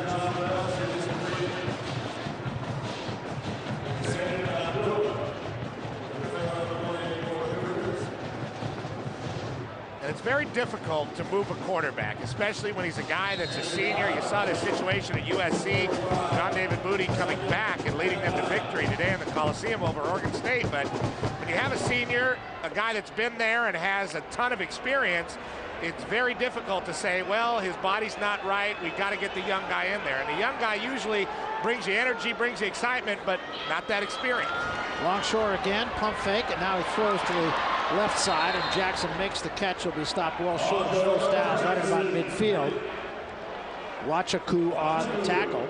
Well, we've been watching this game back east, and how about this? Number 2 has fallen. Number 2, Boston College, losing to Florida State, 27-17. Here's the way it all started, Pete. Well, it looks like Oregon is going to be moving way up. LSU is probably going to be number 2, and Oregon's going to be number 3. Arizona State is going to drop. Oklahoma's going to move up. Kansas put 70 on Nebraska. They're going to move up. It's a confusing year. Boy, is it. That makes prognosticators just want to cry in the fetal position.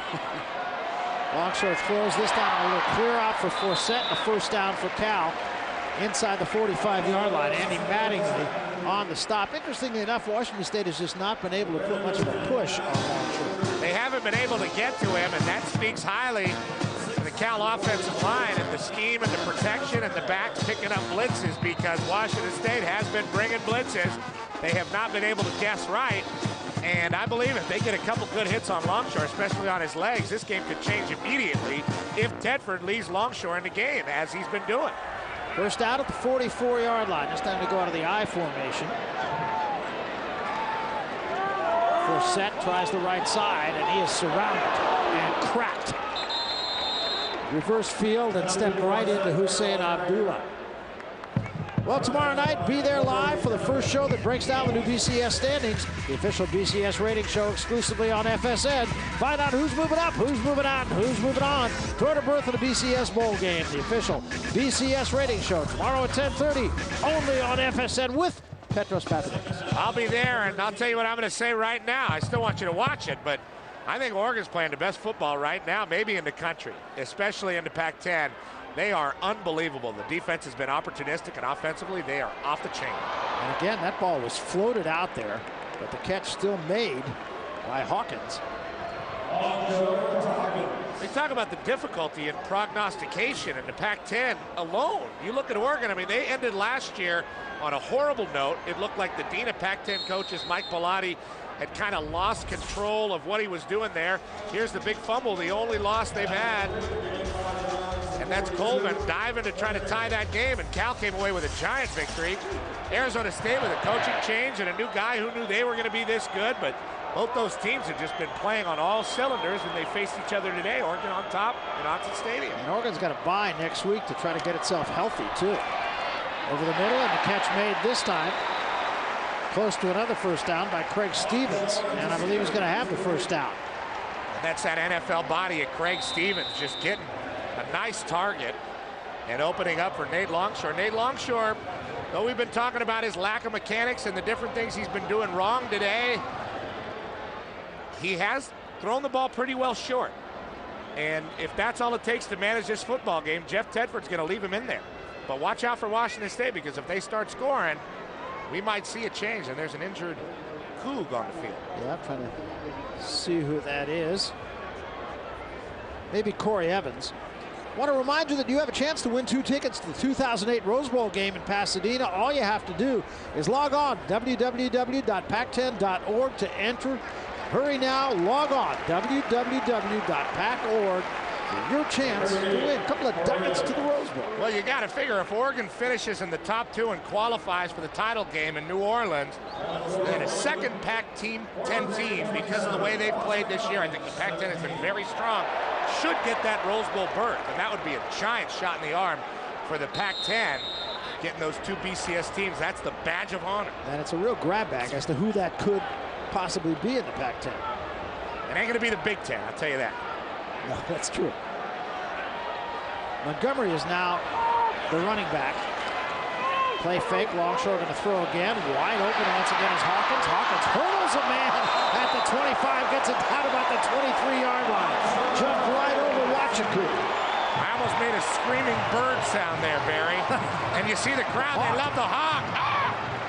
They're doing the little thing that he likes to do, and you're going to see the athleticism of these Cal receivers. Chemistry's a little off, but these guys are very athletic. Andy Mattingly eventually pushing the hawk out of bounds, but look at this. Gymnastics. 7 catches for the Hawk in this ballgame, 54 yards. And the Bears have a first down at the 22-yard line of the Cougs. Reverse to Jackson. And the first man misses him. Jackson, 25-20, steps outside of the 15, still on his feet, now steps out of bounds at the 15-yard line. Pickup of 8. Broadus had a shot at him, couldn't hang on. Well, that's a tough tackle to make. He's always going to make the first guy miss, but I'm very impressed with Wazoo's defense. Watch them as they get over, and once again, this is the lane that Jackson wants to get into, but they force him to make an extra move outside right there, and that's what stops him from gaining big yardage and even picking up a first down. It's going to be 2nd down and 4.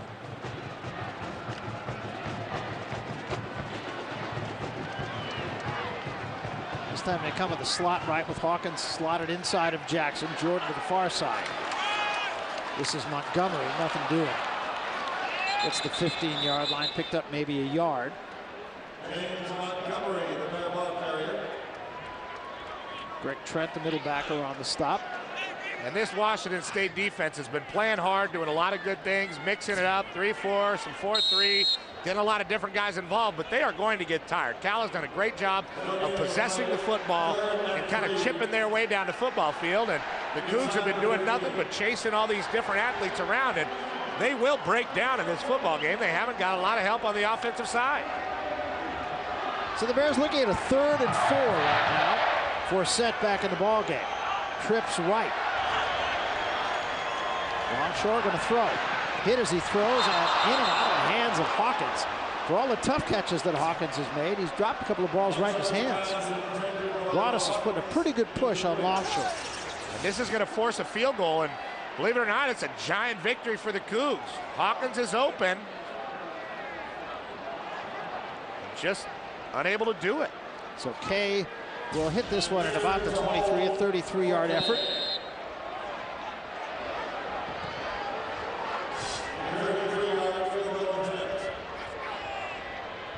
Made one from 24 a little bit earlier.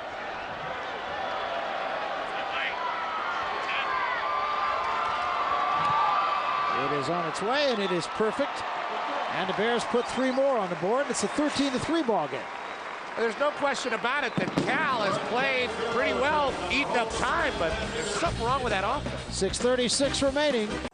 Courtesy of Bangor West. 13-3 ball game, 6:36 remaining third quarter. Barry Tompkins, Petros Papadakis alongside Jimmy Watson, patrolling the sidelines. I just always wanted to say that. Here's the Kawasaki California scoring drive. 11 plays, 41 yards.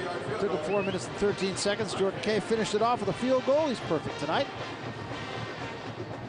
Nate Longshore, workmanlike. Well, he's thrown the short ball pretty well, but has had a difficult time throwing it down the field, and there just seems to be something a bit off with the chemistry of this Cal Bear offense. They just haven't really had it together the way they should, considering the weapons that they have. And we talk about Longshore and Brink, who came in here with some pretty gaudy numbers. Number 11 in the nation, 293 passing yards per game. Tonight, just 93. He has also been a little bit off. Anderson going to be the deep man now to return this kick, and he can scoop. Runs up, takes it to the 15-yard line, starts back to the right side, and he's got no place to go. Surrounded at the 25-yard line. 3 or 4 Bears there. First man to him was Brandon Hampton. Take a look at our Keystone Light. Always smooth moment of the game. This is pretty smooth right here. Well, when you have athletic guys like this, it makes you wonder why Cal has been settling for field goals in this football game since their opening drive, and that's the Hawk. Well, Hawkins just jumping like a champion. So the Cougs start at the 25-yard line. Plenty of time left here, and this ball game still, you have the feeling, is there for the taking. Brink checking off.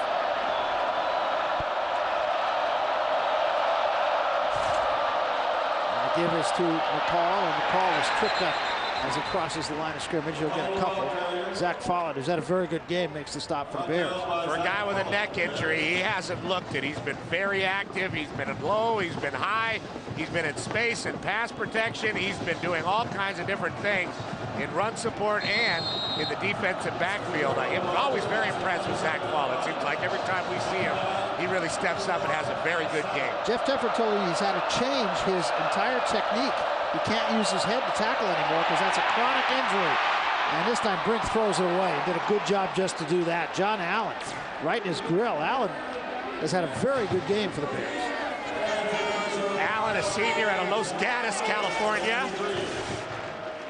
That would be his 9th tackle if he made it, but could not do it. Brink doing a good job, and that separates an older quarterback, a guy with experience, from a younger guy. A lot of younger guys will toss that ball up and kind of try to make a play. Brink was just trying to throw it away. You always want to throw it right at the feet of the tight end or the running back that is your outlet guy, and that is what Brink did. 3rd and 9. There are only 2 of 9 in third down attempts. Brink straight back, 4-man rush. Brink will step up, he can run, and he'll get the first down. And gets out of bounds as he crosses the 35-yard line. Knew exactly where the sticks were, exactly where he needed to get to, and he did. We talk about the pulsating brain of Alex Brink. He is a very smart quarterback.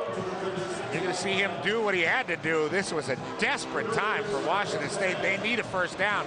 They've got to get something going because their defense cannot go back out on the field. Not with the long drives that Cal has had in this football game, chipping away and making the Cougs chase. The offense has got to pick them up. So first down at the 36-yard line. Brink straight back again. Swing out of the backfield for McCall, and McCall will get it to about the 38-yard line. Going to be a gain only of a couple. Chris Conte runs him out. Conte, they are challenging him, and Conte's been up to the challenge for the most part. He's been doing pretty good. He's a skinny dude, but he's very tall, 6'3", and that is a big corner. And if he can develop his skills at 6'3", I mean, that's a guy that a lot of people like to look at the next level. A big, tall, physical corner that can play bump. We'll see how Chris Conte develops in his career here at Cal. Just a true freshman out of Loyola High School in Los Angeles, California. 2nd down and 7 now. Brink from under center, give it to McCall. McCall trying to run right up the middle, and the ball comes loose. And we'll see if they call out a fumble. I believe they probably are. Gibson picked it up. He's going to lose about 4 yards, maybe 5 yards on the play. And it was Zach Follett who stuffed the play at the line of scrimmage.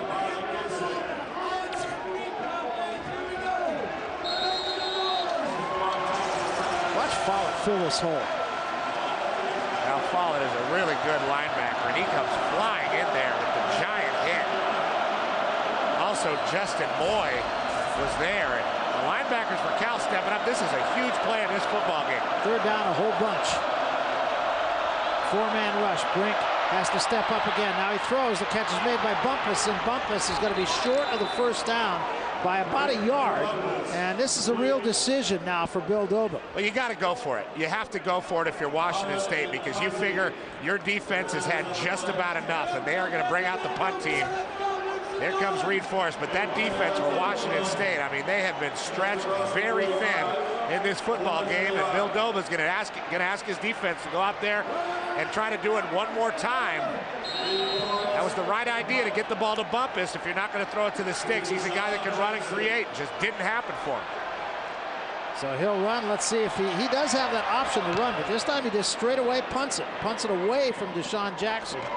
And this one is going to hit and bounce right around the 10-yard line. We'll get inside the 10-yard line, and the Bears will have a 91-yard field to work with. And we'll jump away. 4:03 remaining third quarter. California with the ball and the lead,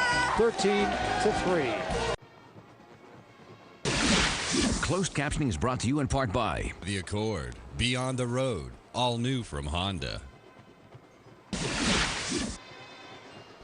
Bears will take over at their own 9-yard line with 4 minutes and 3 seconds remaining to be played here in the third quarter. Bears on top 13-3.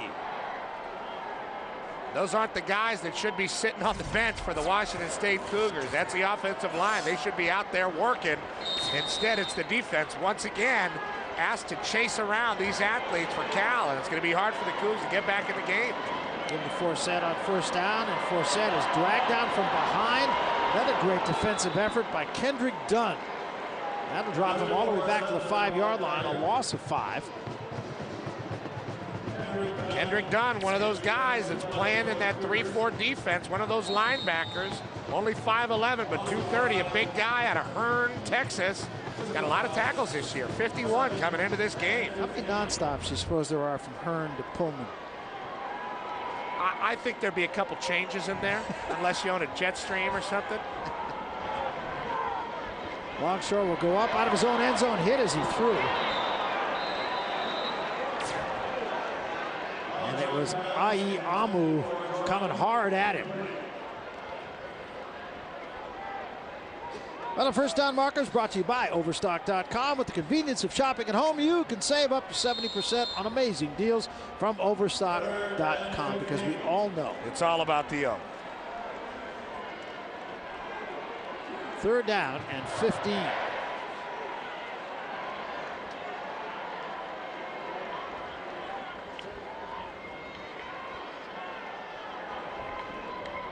Give to Forsett right up the gut. And Forsett tackled from behind. He picked up about 7. It'll be well short of the first down. And Cougs will get it back here. Washington State, incidentally, we were talking about those numbers of not having been shut out for 269 games. They have only been held without a touchdown one time in the last 80 games. Well, here's the chance for them to make their move, and that was versus Cal last year. They have forced a 3-and-out. That defense stepping up one more time, getting a little pressure on Longshore with Amu on second down, and that's really what did it. They forced a punt, and this is the time for the Cougs to make their move in this football game. Bumpus and Dillon are deep, and they almost got that one. This is going to be Bumpus at the 46-yard line, and he's going absolutely nowhere. Good coverage by the Bears that time off of what was a line drive kick. Let's go to the sideline and Jim Watson. Waddy. Barry, one of the problems for Washington State is that they need a running attack, and maybe they get this guy back on the field. You remember Steve Broussard? Played at Washington State in the late 80s. 3,000 yards, makes him number 3 all the time. He scored more touchdowns than any other running back in Washington State history. 41 touchdowns. He had 17 in his senior season alone. He played 9 years in the NFL, Atlanta, Cincinnati, Seattle, Baltimore. And I'll tell you what, he doesn't have any eligibility left, but he sure knows where the weight room is. Look at his back, it looks like a kite. Yes. Flag is down on this snap, and the pass is complete. But it may be coming back. Pickup of about 11 yards to Kevin McCall. Steve Broussard, heck of a running back. They had a string of running backs. Ruben Mays, of course, up there. Jerome Harrison wasn't bad a couple of years ago. Really elevated this team's play. But Broussard, he might be the best they've ever had. Illegal formation. Offense. Not enough men on the line of scrimmage. 5-yard penalty from the previous spot. Replay, first down. And Bill Doba was singing Steve Broussard's praises, too, as being a guy who really knew what he's talking about. The guys really listened to him. He's done a great job with McCall, who's had to be pressed into duty today because of the injury to Dwight Tardy. Well, it helps when you have a coach that knows how to carry the load, and he certainly knew how to carry the load when he was donning that number 34 for the Cougs. First down and 15 now. Brings straight back with time, airs it out down the sideline, and nobody's going to get it. A flag is down. And they will probably get Sidquan Thompson. Brandon Gibson was the intended receiver. And that's the toughest play to defend in football. When you're running long, and Sidquan Thompson, a good corner, one of the better ones in the Pac-10, great body control, but when that ball is underthrown and the receiver comes back, you can get in his way. And it didn't look like there was a lot of interference there, Barry. No, and if there was, you could have made a case both ways. Really, the problem was, and you can see it in that beautiful Exmo shot, is that Gibson's leg kind of slipped. And that made him look like Sidquan got on him, but I don't think that was the right call. But it is a first down for the Cougars at the 44-yard line of California. 13-3 ball game. Plenty of football left to be played here. Brink straight back with time. Steps up, looking for it all. Goes for Gibson. Can't catch up to it. Conte defending. Gibson had him beat. Brink would have had to throw a perfect pass, and he missed. And you've seen the opportunities that the Cougs have had. Dillon dropped the touchdown pass for sure, and this time this one is on Brink. He had Gibson gone step for step, and if that ball was delivered perfectly, like you said, Barry, that's what you expect from your senior quarterback, your all-time passing leader for the Cougs. That ball's got to be delivered perfectly, and that's 7 points. As it is, it's second down and 10. Brink straight back again. Throws, passes caught this time by Frischneck. And Frischneck's going to get another first down. So 2 catches, 2 first downs for Frischneck. Frischneck has become an offensive juggernaut in this game. Look at Frischneck out there. Just handling situations. He's a first down machine. Came over from Snow College. A lot of players came out of Snow College. You can't stop Frischneck. You can only hope to contain. That's the truth. He's like the Michael Jordan of second-string tight ends. Brink rolls the other way, comes back. There's Frischneck again. First down inside the 20-yard line. And Frischneck is feeling it there. That time finding a hole in the zone. Brandon Hampton got there late, and Frischneck showing his numbers to Brink, and Brink delivering. Brink's got good protection, moves a little bit. And Frischneck just finding a spot there, doing a great job drifting away from defense.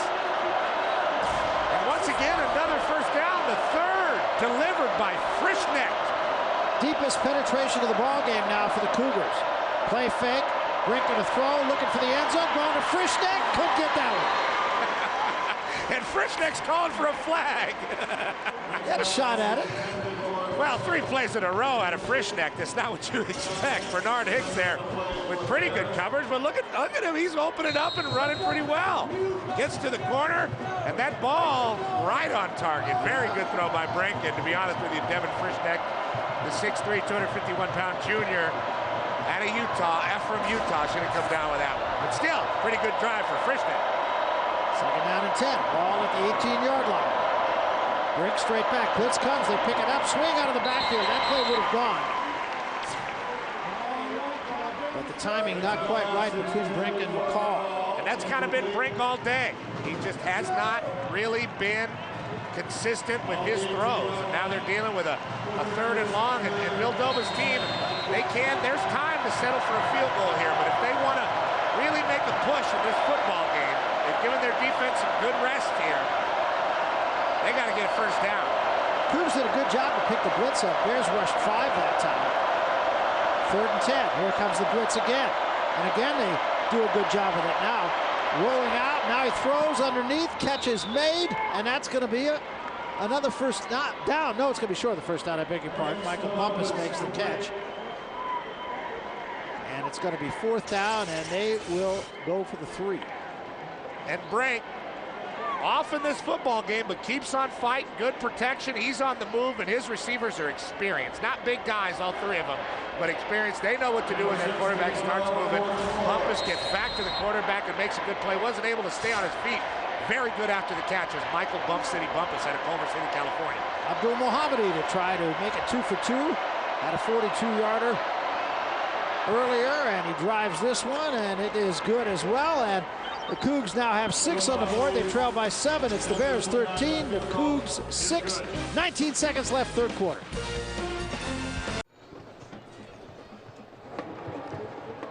So the Cougs will kick it away, trailing now just by 7 with 19 ticks remaining here in the third quarter. Javid Best going to be the deep man again. The short kick, and it is handled by one of the up men once again, and not handled very well, but the Bears do manage to control the ball, and they will have it at the 36-yard line.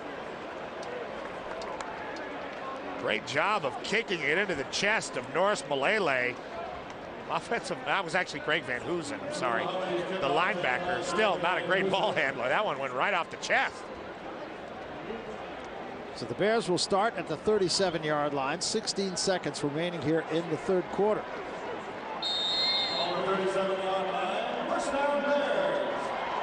It is not often you find a Pac-10 conference game going into the fourth quarter with 1 touchdown and 4 field goals. Especially with 2 teams that can light up the scoreboard like this. Longshore straight back. Plenty of time, throws that out. Ball is caught by Jordan. Jordan comes back the other way, and now he's going to have some room.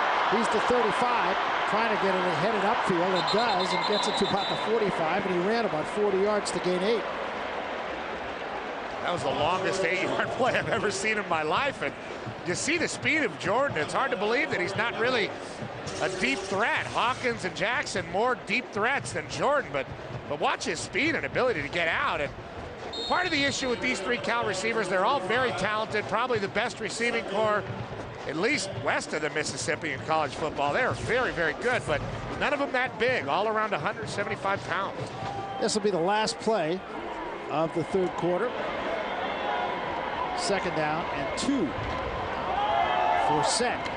We'll get the 2. It should be enough for first down as the third quarter comes to an end. So we've played 3 quarters, and the California Bears continue to cling to the lead, but cling is the operable word. It's the Bears 13, the Cougars 6. Fourth quarter coming up after this.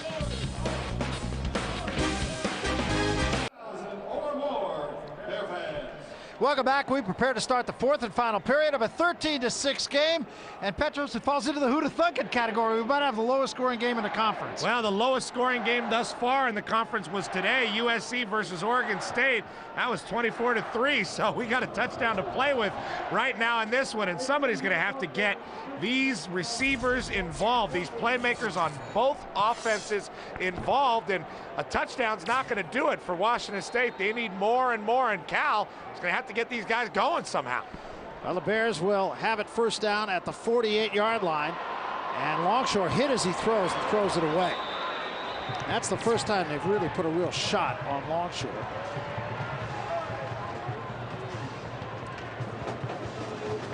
Toa Tua was the man who was right in Longshore's chest. And a couple more of those, and we're going to see Kevin Riley. Longshore is just not in the shape right now physically to take a lot of hits, and they've done a fine job of protecting him thus far. And there you see Kevin Riley. Doesn't look like much of a sense of urgency on his face, and they've been riding Nate Longshore, their experienced quarterback, the junior. Longshore straight back again. Throws a one-hopper intended for Deshaun Jackson. The crowd starting to react in a way I really have not heard them react in a long time here in Berkeley. Well, the crowd is frustrated as this football team. They need to win this game and end the 3-game slide and reestablish some confidence going into that big USC game on Saturday right here in Memorial Stadium. And Jeff Tedford may be hanging on to his experienced quarterback just a little bit too long here, because Nate Longshore clearly not himself. Well, the longest play in this game for either team, and we talked about what potent offenses these are, is 18 yards. That's the biggest play of the game, and this time Hawkins leaves a little early. bigger example of these chemistry problems that Cal's offense is having. I mean, they have everything. They have a beautiful foundation. Dead ball. False start. Offense. 5-yard penalty. Still third down. They have a beautiful looking house and a beautiful foundation. It's just not somewhere you want to live right now. It's just very strange what's going on with Jeff Tedford's offensive football team. They just have not been themselves. So now a 3rd and 15. Longshore this time with time. Throws, and the catch is made for a first down. Hawkins that time with a tough catch for a first down and a gain of 19. Biggest play of the game. And when you have big-time players, they can make big-time plays, and things can turn in a second. And that's what happened. Good protection this time for Longshore. Let's watch his feet, see if he steps up. And he does step up on that bad leg and delivers the ball right in front of Hussein Abdullah to the Hawk. 8 catches for Hawkins for 73 yards in this game. First down at the 38-yard line. Give to Forsett. Makes the first man miss. And gets positive yardage down about the 32-yard line. A pickup of about 6.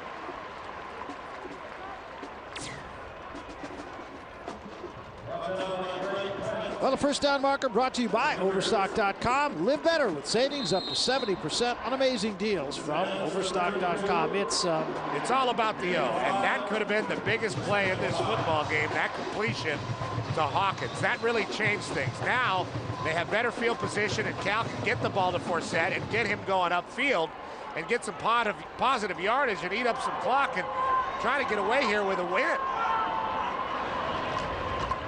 Forsett again. Tries to bounce it outside, runs right into the arms of Andy Mattingly, but he still managed to pick up about 3 yards.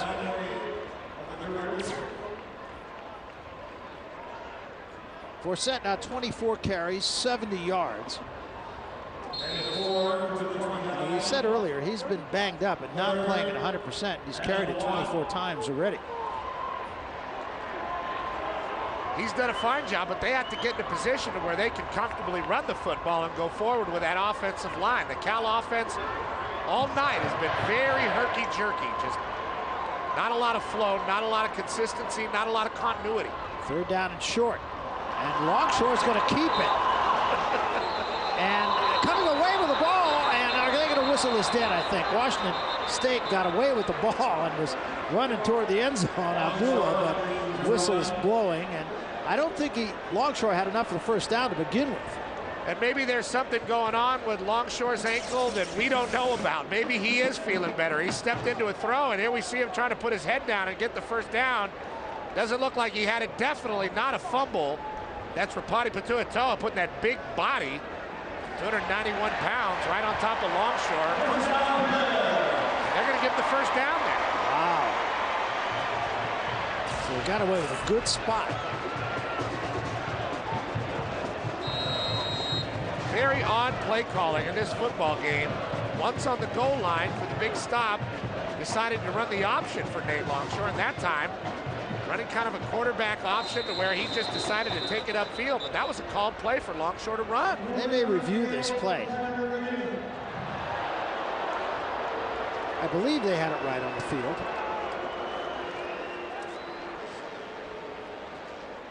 So during this booth review, World Financial Group asks, have you reviewed your finances lately? World Financial Group, helping you move from dreaming to doing. So the play is under review. And we'll get another look at it here. Here's Longshore. He knew he was taking it the whole time. There's the football right there. Yeah, I don't a little bit of an angle. Doesn't look like he got it. No, I don't think they'll reverse this call.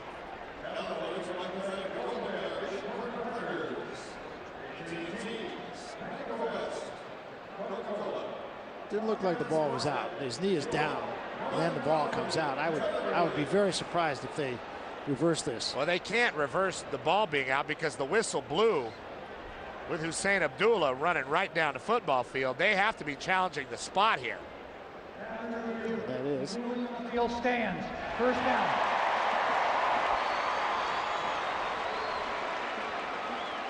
And the knee is down right there. It doesn't look like a first down to me.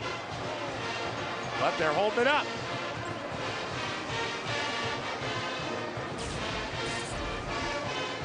So the Bears will have a first down at the 28-yard line.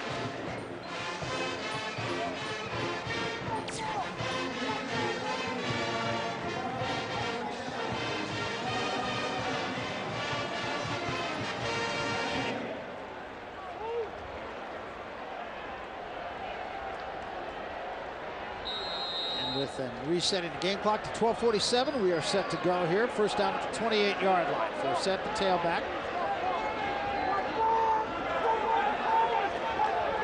And here is Forsett again. The left side gets a little gap. Gets down to the 21.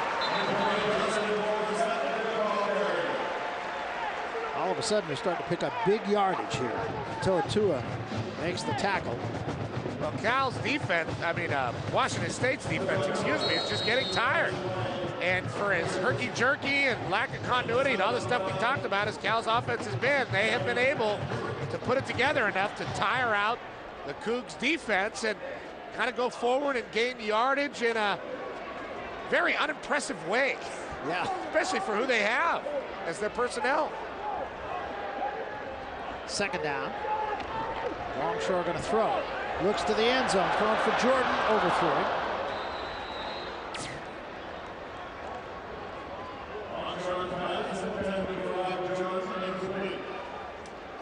They haven't taken a lot of shots with Nate Longshore because he's been very, very inconsistent throwing the ball downfield. On this drive, the big throw to Hawkins. And there's Longshore. Let's look at his feet here, Barry, and see if he steps into this throw. No, he still short arms it. A little bit that time, and when you do that kind of stuff, you're either going to overthrow him or underthrow him.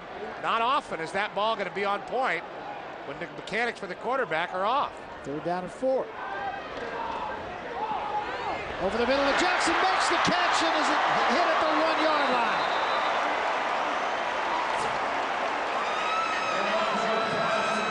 Gain of 20. Wachaku on the stop. Jackson was the only one in the route that time. Just 4 short catches and 2 rushes in this game for Deshaun Jackson until that right there. Showing his ability to go over the middle, standing strong and making that catch. A slight body, but using it well.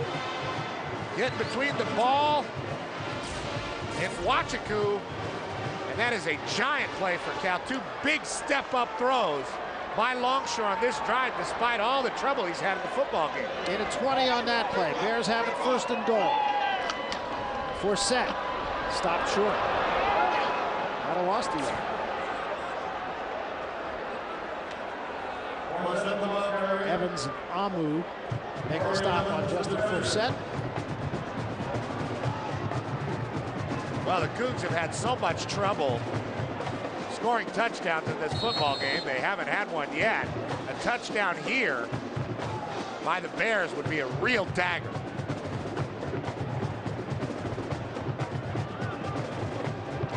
Second down and goal. The ball back at the 3-yard line. Deshaun Jackson in a lengthy conversation.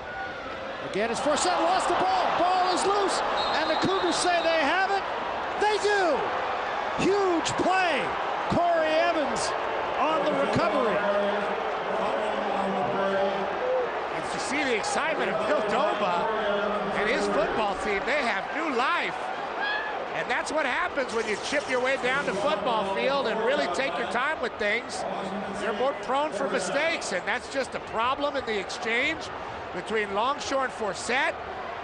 Maybe Forsett reached a little for the football, and it looked like he did. You have to keep that bottom arm against your body so that football can really rest in there. That's not on Longshore. That's on Forsett, that fumble. And that has been the story of California's month, and almost a pick right back by Thompson.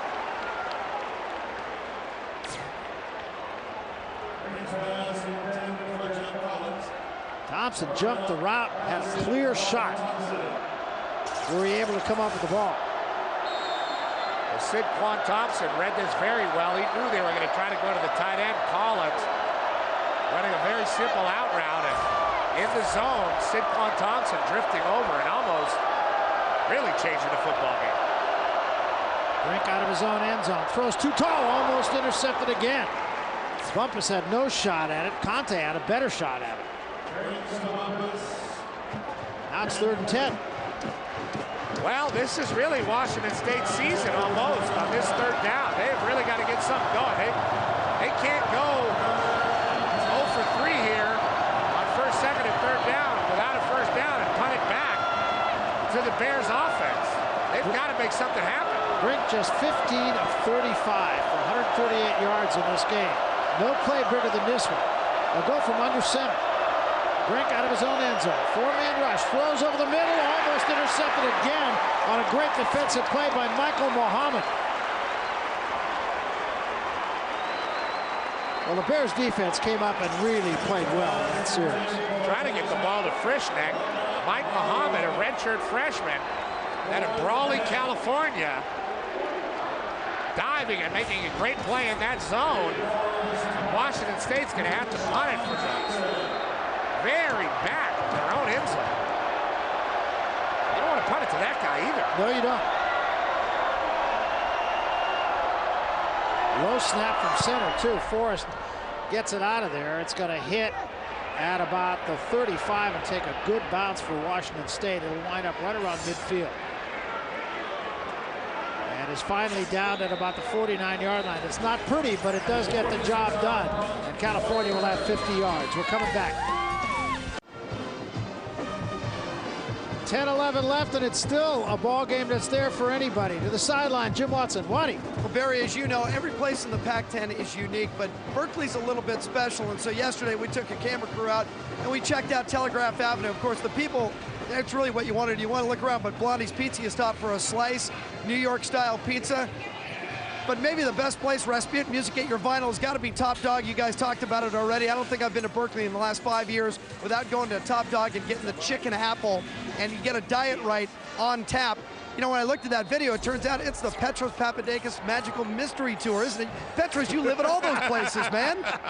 I could name them all. IB Hoagies, Top Dog, Fat Slice, Rasputin Music, Amoeba Music. Oh, what a place. Justin Forsett, meanwhile, picks up about 2. I'm going to keep going. Kips. Laval's. Laval's is closed, Barry. Is it gone? Oh, it broke my heart. There you are. See that? I named one place it's closed. Lonnie, you got more, right? Yeah, Barry, last year when we came and did a game here, I spent the last 2 hours of my time in Berkeley pacing behind Petros up and down Telegraph Avenue looking for a tattoo parlor that was open until 2 in the morning. And we came up empty. I got to La Burrita and got a burrito. Yeah, and La Burrita, he will get an entire burrito and eat that while he's waiting for his Top Dogs to be cooked. Takes a while sometimes. Longshore throws, and the catch is made by Moore on the tight end. It's only going to be a gain of about 3 yards. To the 45-yard line. It'll be 3rd down. Hussein Abdullah has had a nice game. I mean, this is not a pretty game, but not a sloppy game by traditional standards. 3 turnovers total, 3 penalties per team. It hasn't been awful in that way. It's moved okay, but just not a lot of offense. You could say the defenses have played very well, but missed opportunities by both offenses a lot. Absolutely. In this football game. And look at Cal facing another 3rd down with another opportunity. This Washington State defense has been tireless. They go out of the gun. 3rd down, a long 5. They come with a blitz this time. It's picked up, and the toss incomplete. Jackson could not hang on to that ball. It was thrown high, but probably catchable. It's in the area that Deshaun Jackson, who is one of the great athletes in college football today, should have gone up and made it. And again, the lack of chemistry on this Cal offense is mind-boggling. That they've kind of regressed this year, and they need something for their confidence. They got USC coming in here with some of the best athletes in the country next week to take them on. And it is not going to be a pretty game unless Cal gets it together. So Larson will punt. They come after this one. They don't get it. Larson hits it pretty good. Bumpus is going to let it go, and it is going to skip out of bounds at about the 8-yard line. So that's where Washington State will start. They got a long way to go, but it's a 7-point game. 8:31 remaining in the ball game. It's a 13-6 game. Didn't we open the show by talking about how prolific these offenses were? Oh, such powerful offenses out there, and now this game is making history this year. So the Cougs will start at their own 8-yard line. Now, both these teams are big play teams, and you have to think it's somewhere in them. Things can change in a second, but it hasn't happened thus far. This game is still up for grabs. There's a pitch to McCall on first down, and McCall will get it across the 10 to about the 12-yard line. Gain of about 3, maybe 4. Anthony Felder on the stop for the Bears.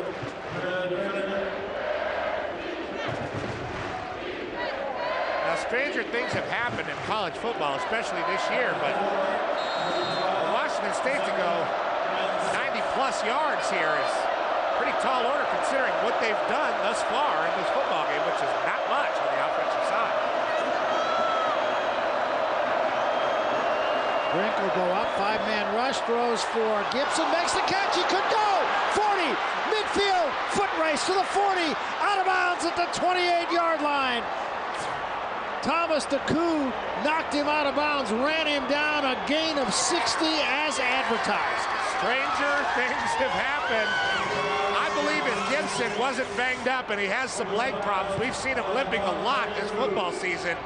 He does go on this play, but you see him jumping right in front of Bernard Hicks and then coming down on both feet. Great athleticism and taking off. DeCou runs him down, but I don't think that would have happened if Gibson was all the way healthy. But who's all the way healthy at this point in the football season? So now suddenly it's a short field. Brink straight back, deep drop with time, steps up over the middle. Bumpus can't get it.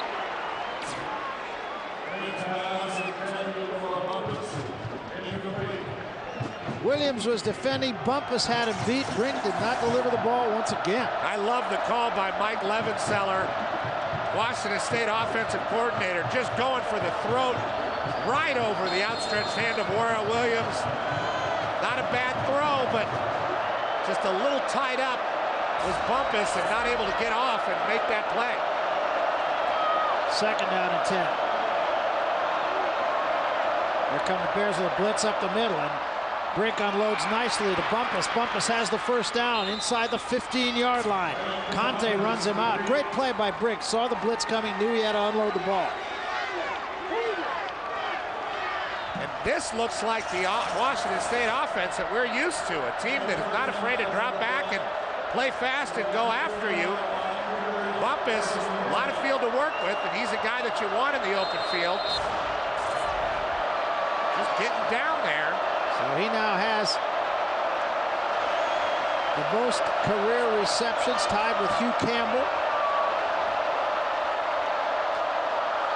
Give us to McCall. McCall cuts it back and gets a couple, maybe 3 yards on the play. It's not a bad call there, pulling those linebackers up and making sure that you're keeping them honest here in the 4th quarter. Alualu makes the play, but McCall doing a good job of really, in one of his first games carrying the load, doing a great job of protecting that football for the most part. Gets it down to the 12-yard line, 2nd down and 7. They might go right at Conte here, the young freshman. Brink from under center. Straight back, look out. Really cracked as he threw. That's going to be an incomplete pass. And coming uncontested that time was Zach Follett, who has just been everywhere. Well, Zach Follett is a great blitzer, and he comes unblocked off that edge. Not putting his head into that because we've talked about it all game. He's got a bad neck. McCall missing him. And that's part of the reason that you want more experience in that backfield. And now pulling Kevin McCall from the game.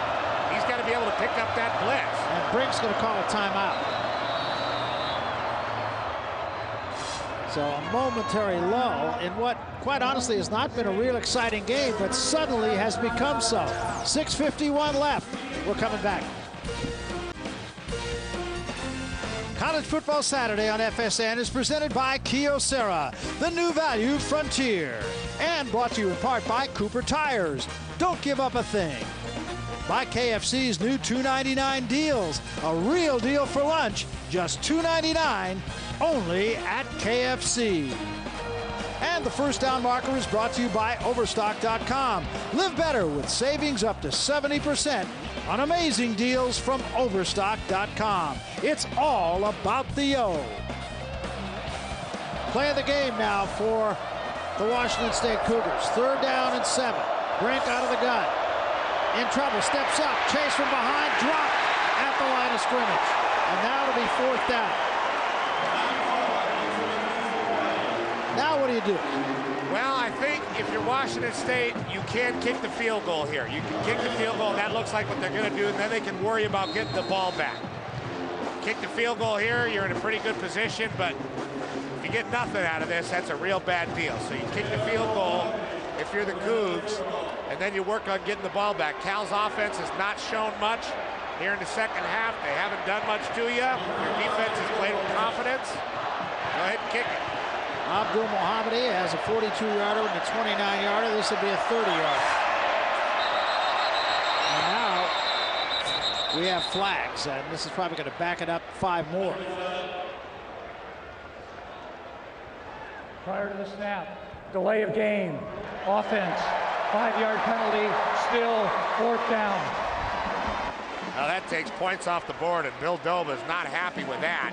It took him a second to make that decision whether or not to kick the field goal. What can you say about the play of Zach Fowler making that play and running down Brink? He's been everywhere. So now it makes it a 35-yarder.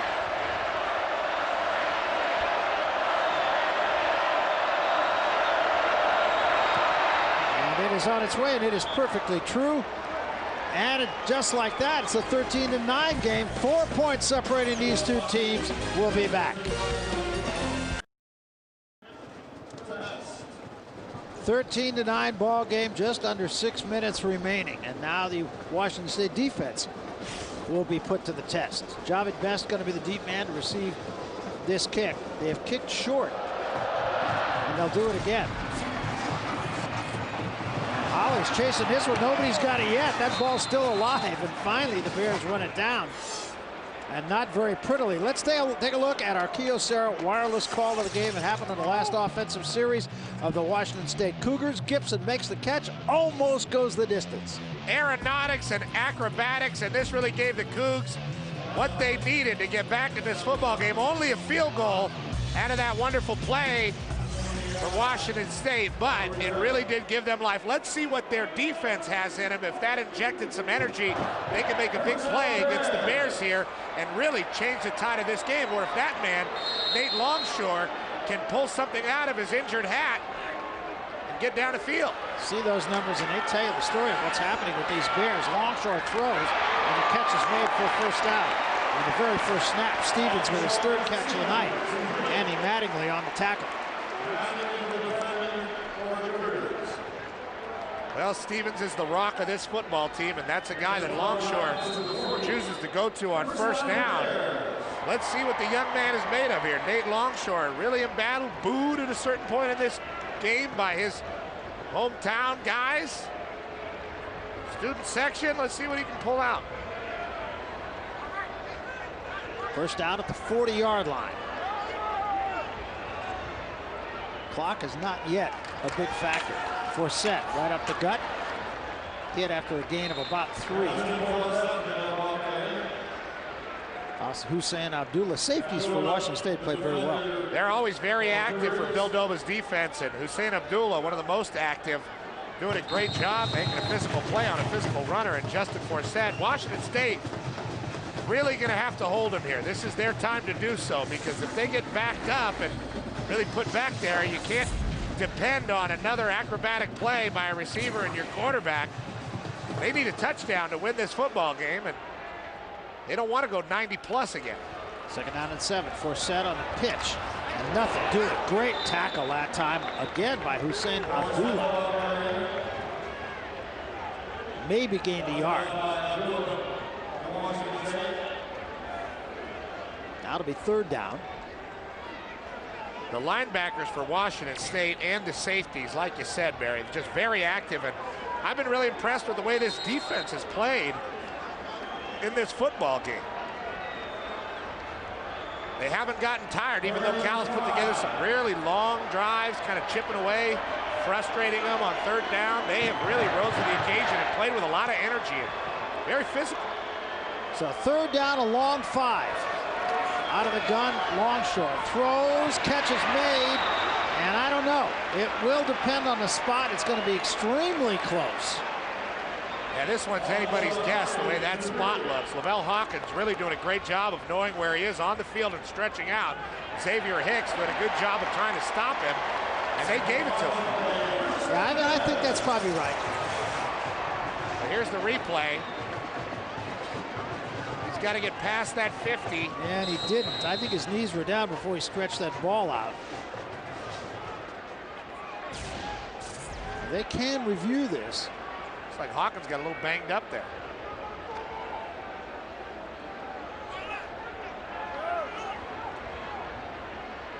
Well, apparently they're not going to review it. First down, Bears at midfield. Forsett trying to get outside, almost did. Stopped from behind that time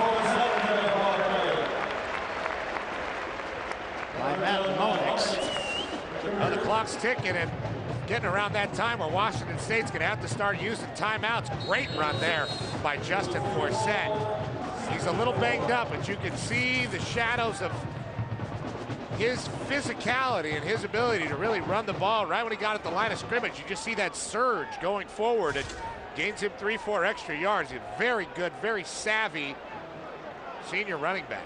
He's carried it 31 times in this ball game. Not a big average, but he's been a workhorse. There he is again. And that's a big one. And he busted to the 30, to the 20, to the 10. Touchdown, Cal. 44 yards, Justin Forsett.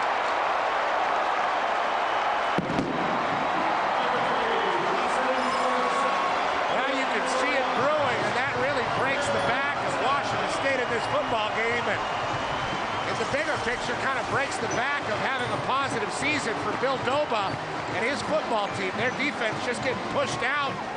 Great block by the center, Alex Mack. And Forsett does what he does best. Gets upfield and finds the end zone. And Washington State's defense held as long as they could, but they could not hold up against that Cal offensive line and the angry running of Justin Forsett. And you really got to give credit to Alex Mack. Remember, we talked to Bill Doba this morning. He said Alex Mack is the best center he's seen in years. He came through there. Forsett got behind him and took it to the house. 20-9, 2:42 left. Well, there's the man responsible for our Pontiac Pac-10 game-changing performance for California. That last play was the difference maker. And for being named tonight's Pontiac Pac-10 game-changing performance, Pontiac will award the University of California $1,000 to its General Scholarship Fund. Pontiac, designed for action. Big load of carries for Justin Forsett. That run put him over 100 yards on the night.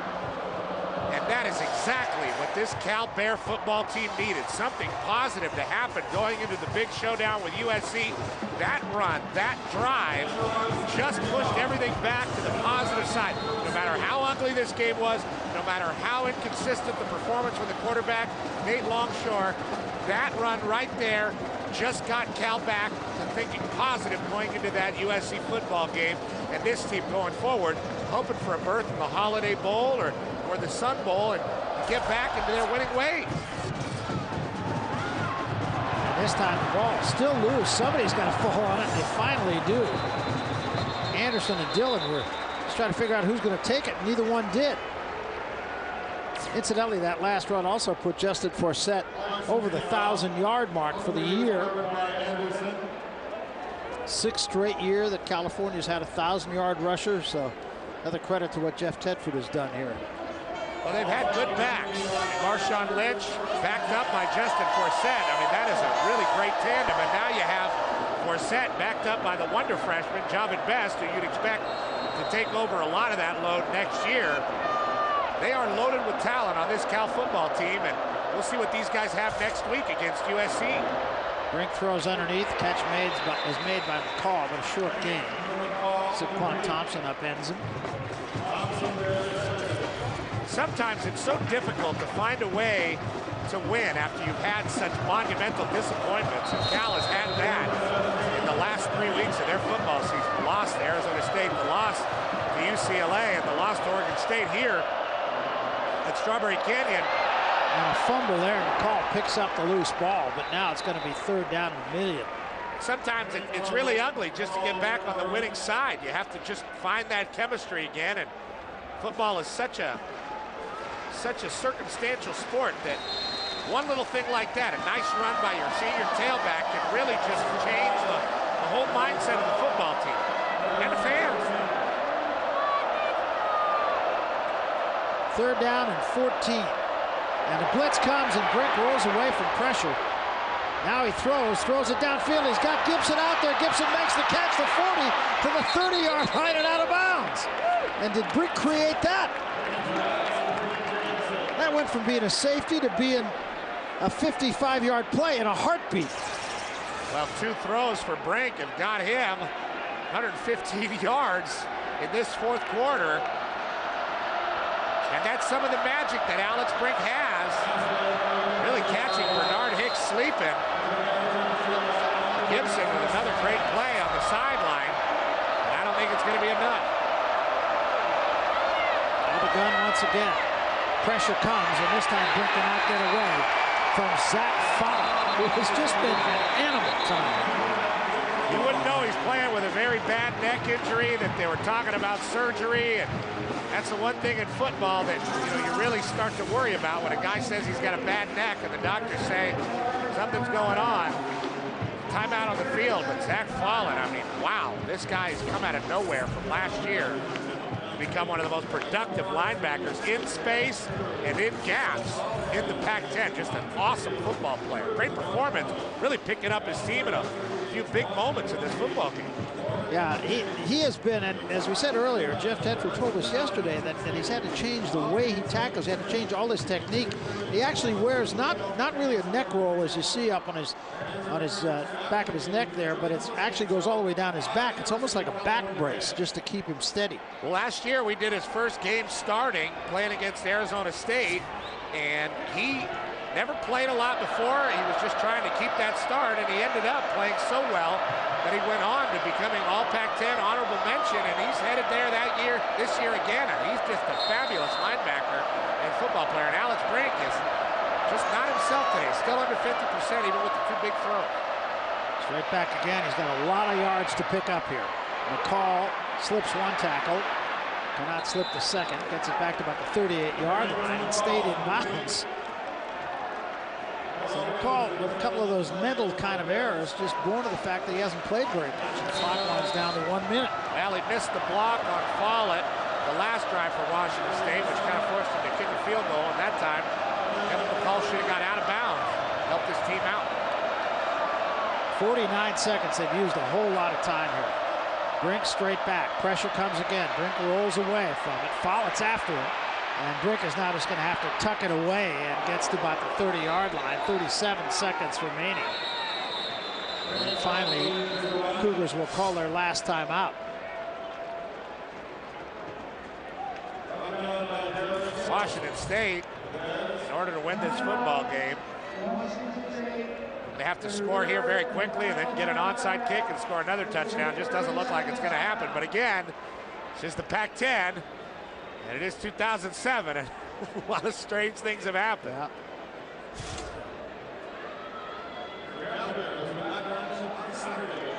Well, it hasn't been a thing of beauty, and I'm sure Jeff Tedford will share that thought and feel that there's quite a lot of work to be done before next week.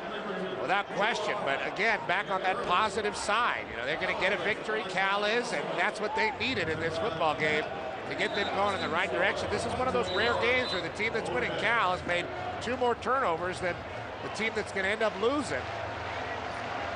It's just a weird game that kind of bucked the system. So 34 seconds left. It's 4th down.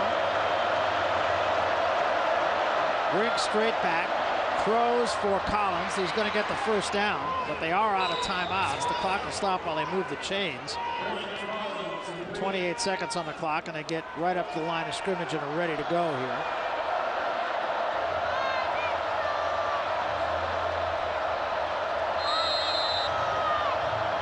And they get it snapped, and they spike the ball, which they really didn't have to do, I don't think.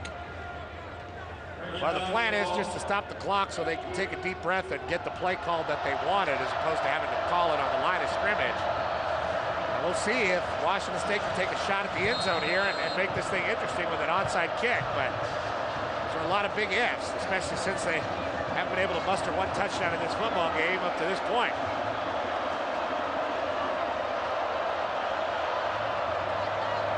So second down.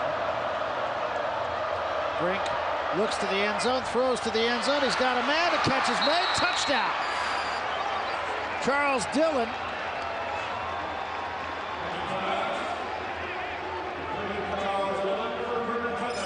Well, they're an onside kick away and another touchdown, but Brink doing a great job of leading his team down the field here at the end in desperation time.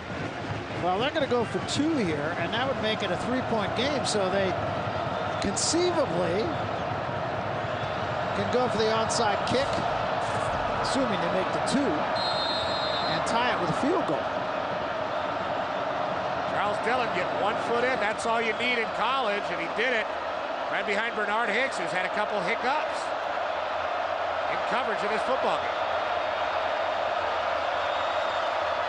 Brink straight back, throws for Collins, and Collins, I don't know if he got there. I don't think he did. Well, now they say he did. That was awfully close. They're going to look at this one. Jed Collins, pretty much the go-to guy when it comes to short situations for Mike Levenseller's offense, the offensive coordinator for the Cougs, and has to turn and catch that one. Did the ball cross the plane of the goal? Doesn't look like it did there, but he's not down, and then he comes down with the ball. Yeah. His body came down right on top of Bernard Hicks, and the ref, I believe, has the right call there. I think he does too. Great call by the linesman. Collins coming down on the body of Bernard Hicks, and they've been able to stretch that ball out, and good God. See if Washington State can get an onside kick here. Don't go anywhere. Collins not in there, and you see he's on top of the body of Bernard Hicks and just kind of rolls over, flops over, and that ball breaks a plane. Yeah, no, it does, and the linesman was there. I think that was a great call on the part of the linesman. They will review this. It's just standard procedure to review it.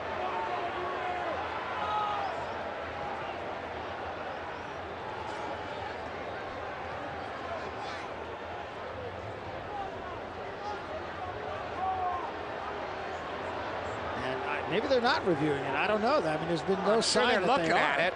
I believe they are looking at it, but not to the point where they're going to stop the clock and see what the Cougs have in store for an onside kick. And Hand's team is out for Cal, and this is the game.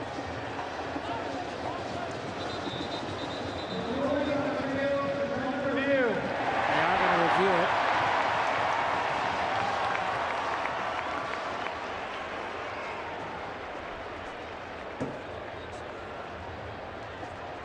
So there'll be a momentary delay while they take a look at this.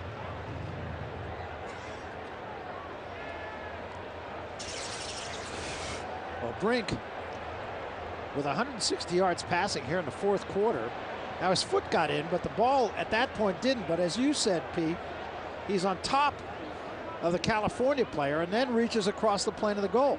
Yeah, and that ball crosses before the side of his body and his behind hit the turf. And it's the white stripe that you have to worry about, not the blue part. There you see. After review, the ruling on the field stands. The try for point was good. That's the right call. Absolutely the right call, and that linesman was right on top of it. Very unorthodox way to score. Kind of an odd way for a 2-point conversion to be good, but that linesman saw it perfectly and was right on top of it. So now the onside kick attempt. Abdul Mohammadi will do the kicking.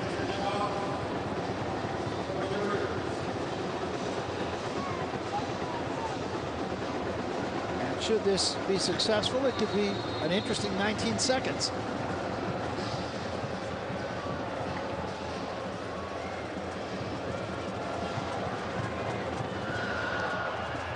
goes the 10 yards, but right into the hands of one of the Cal Bears.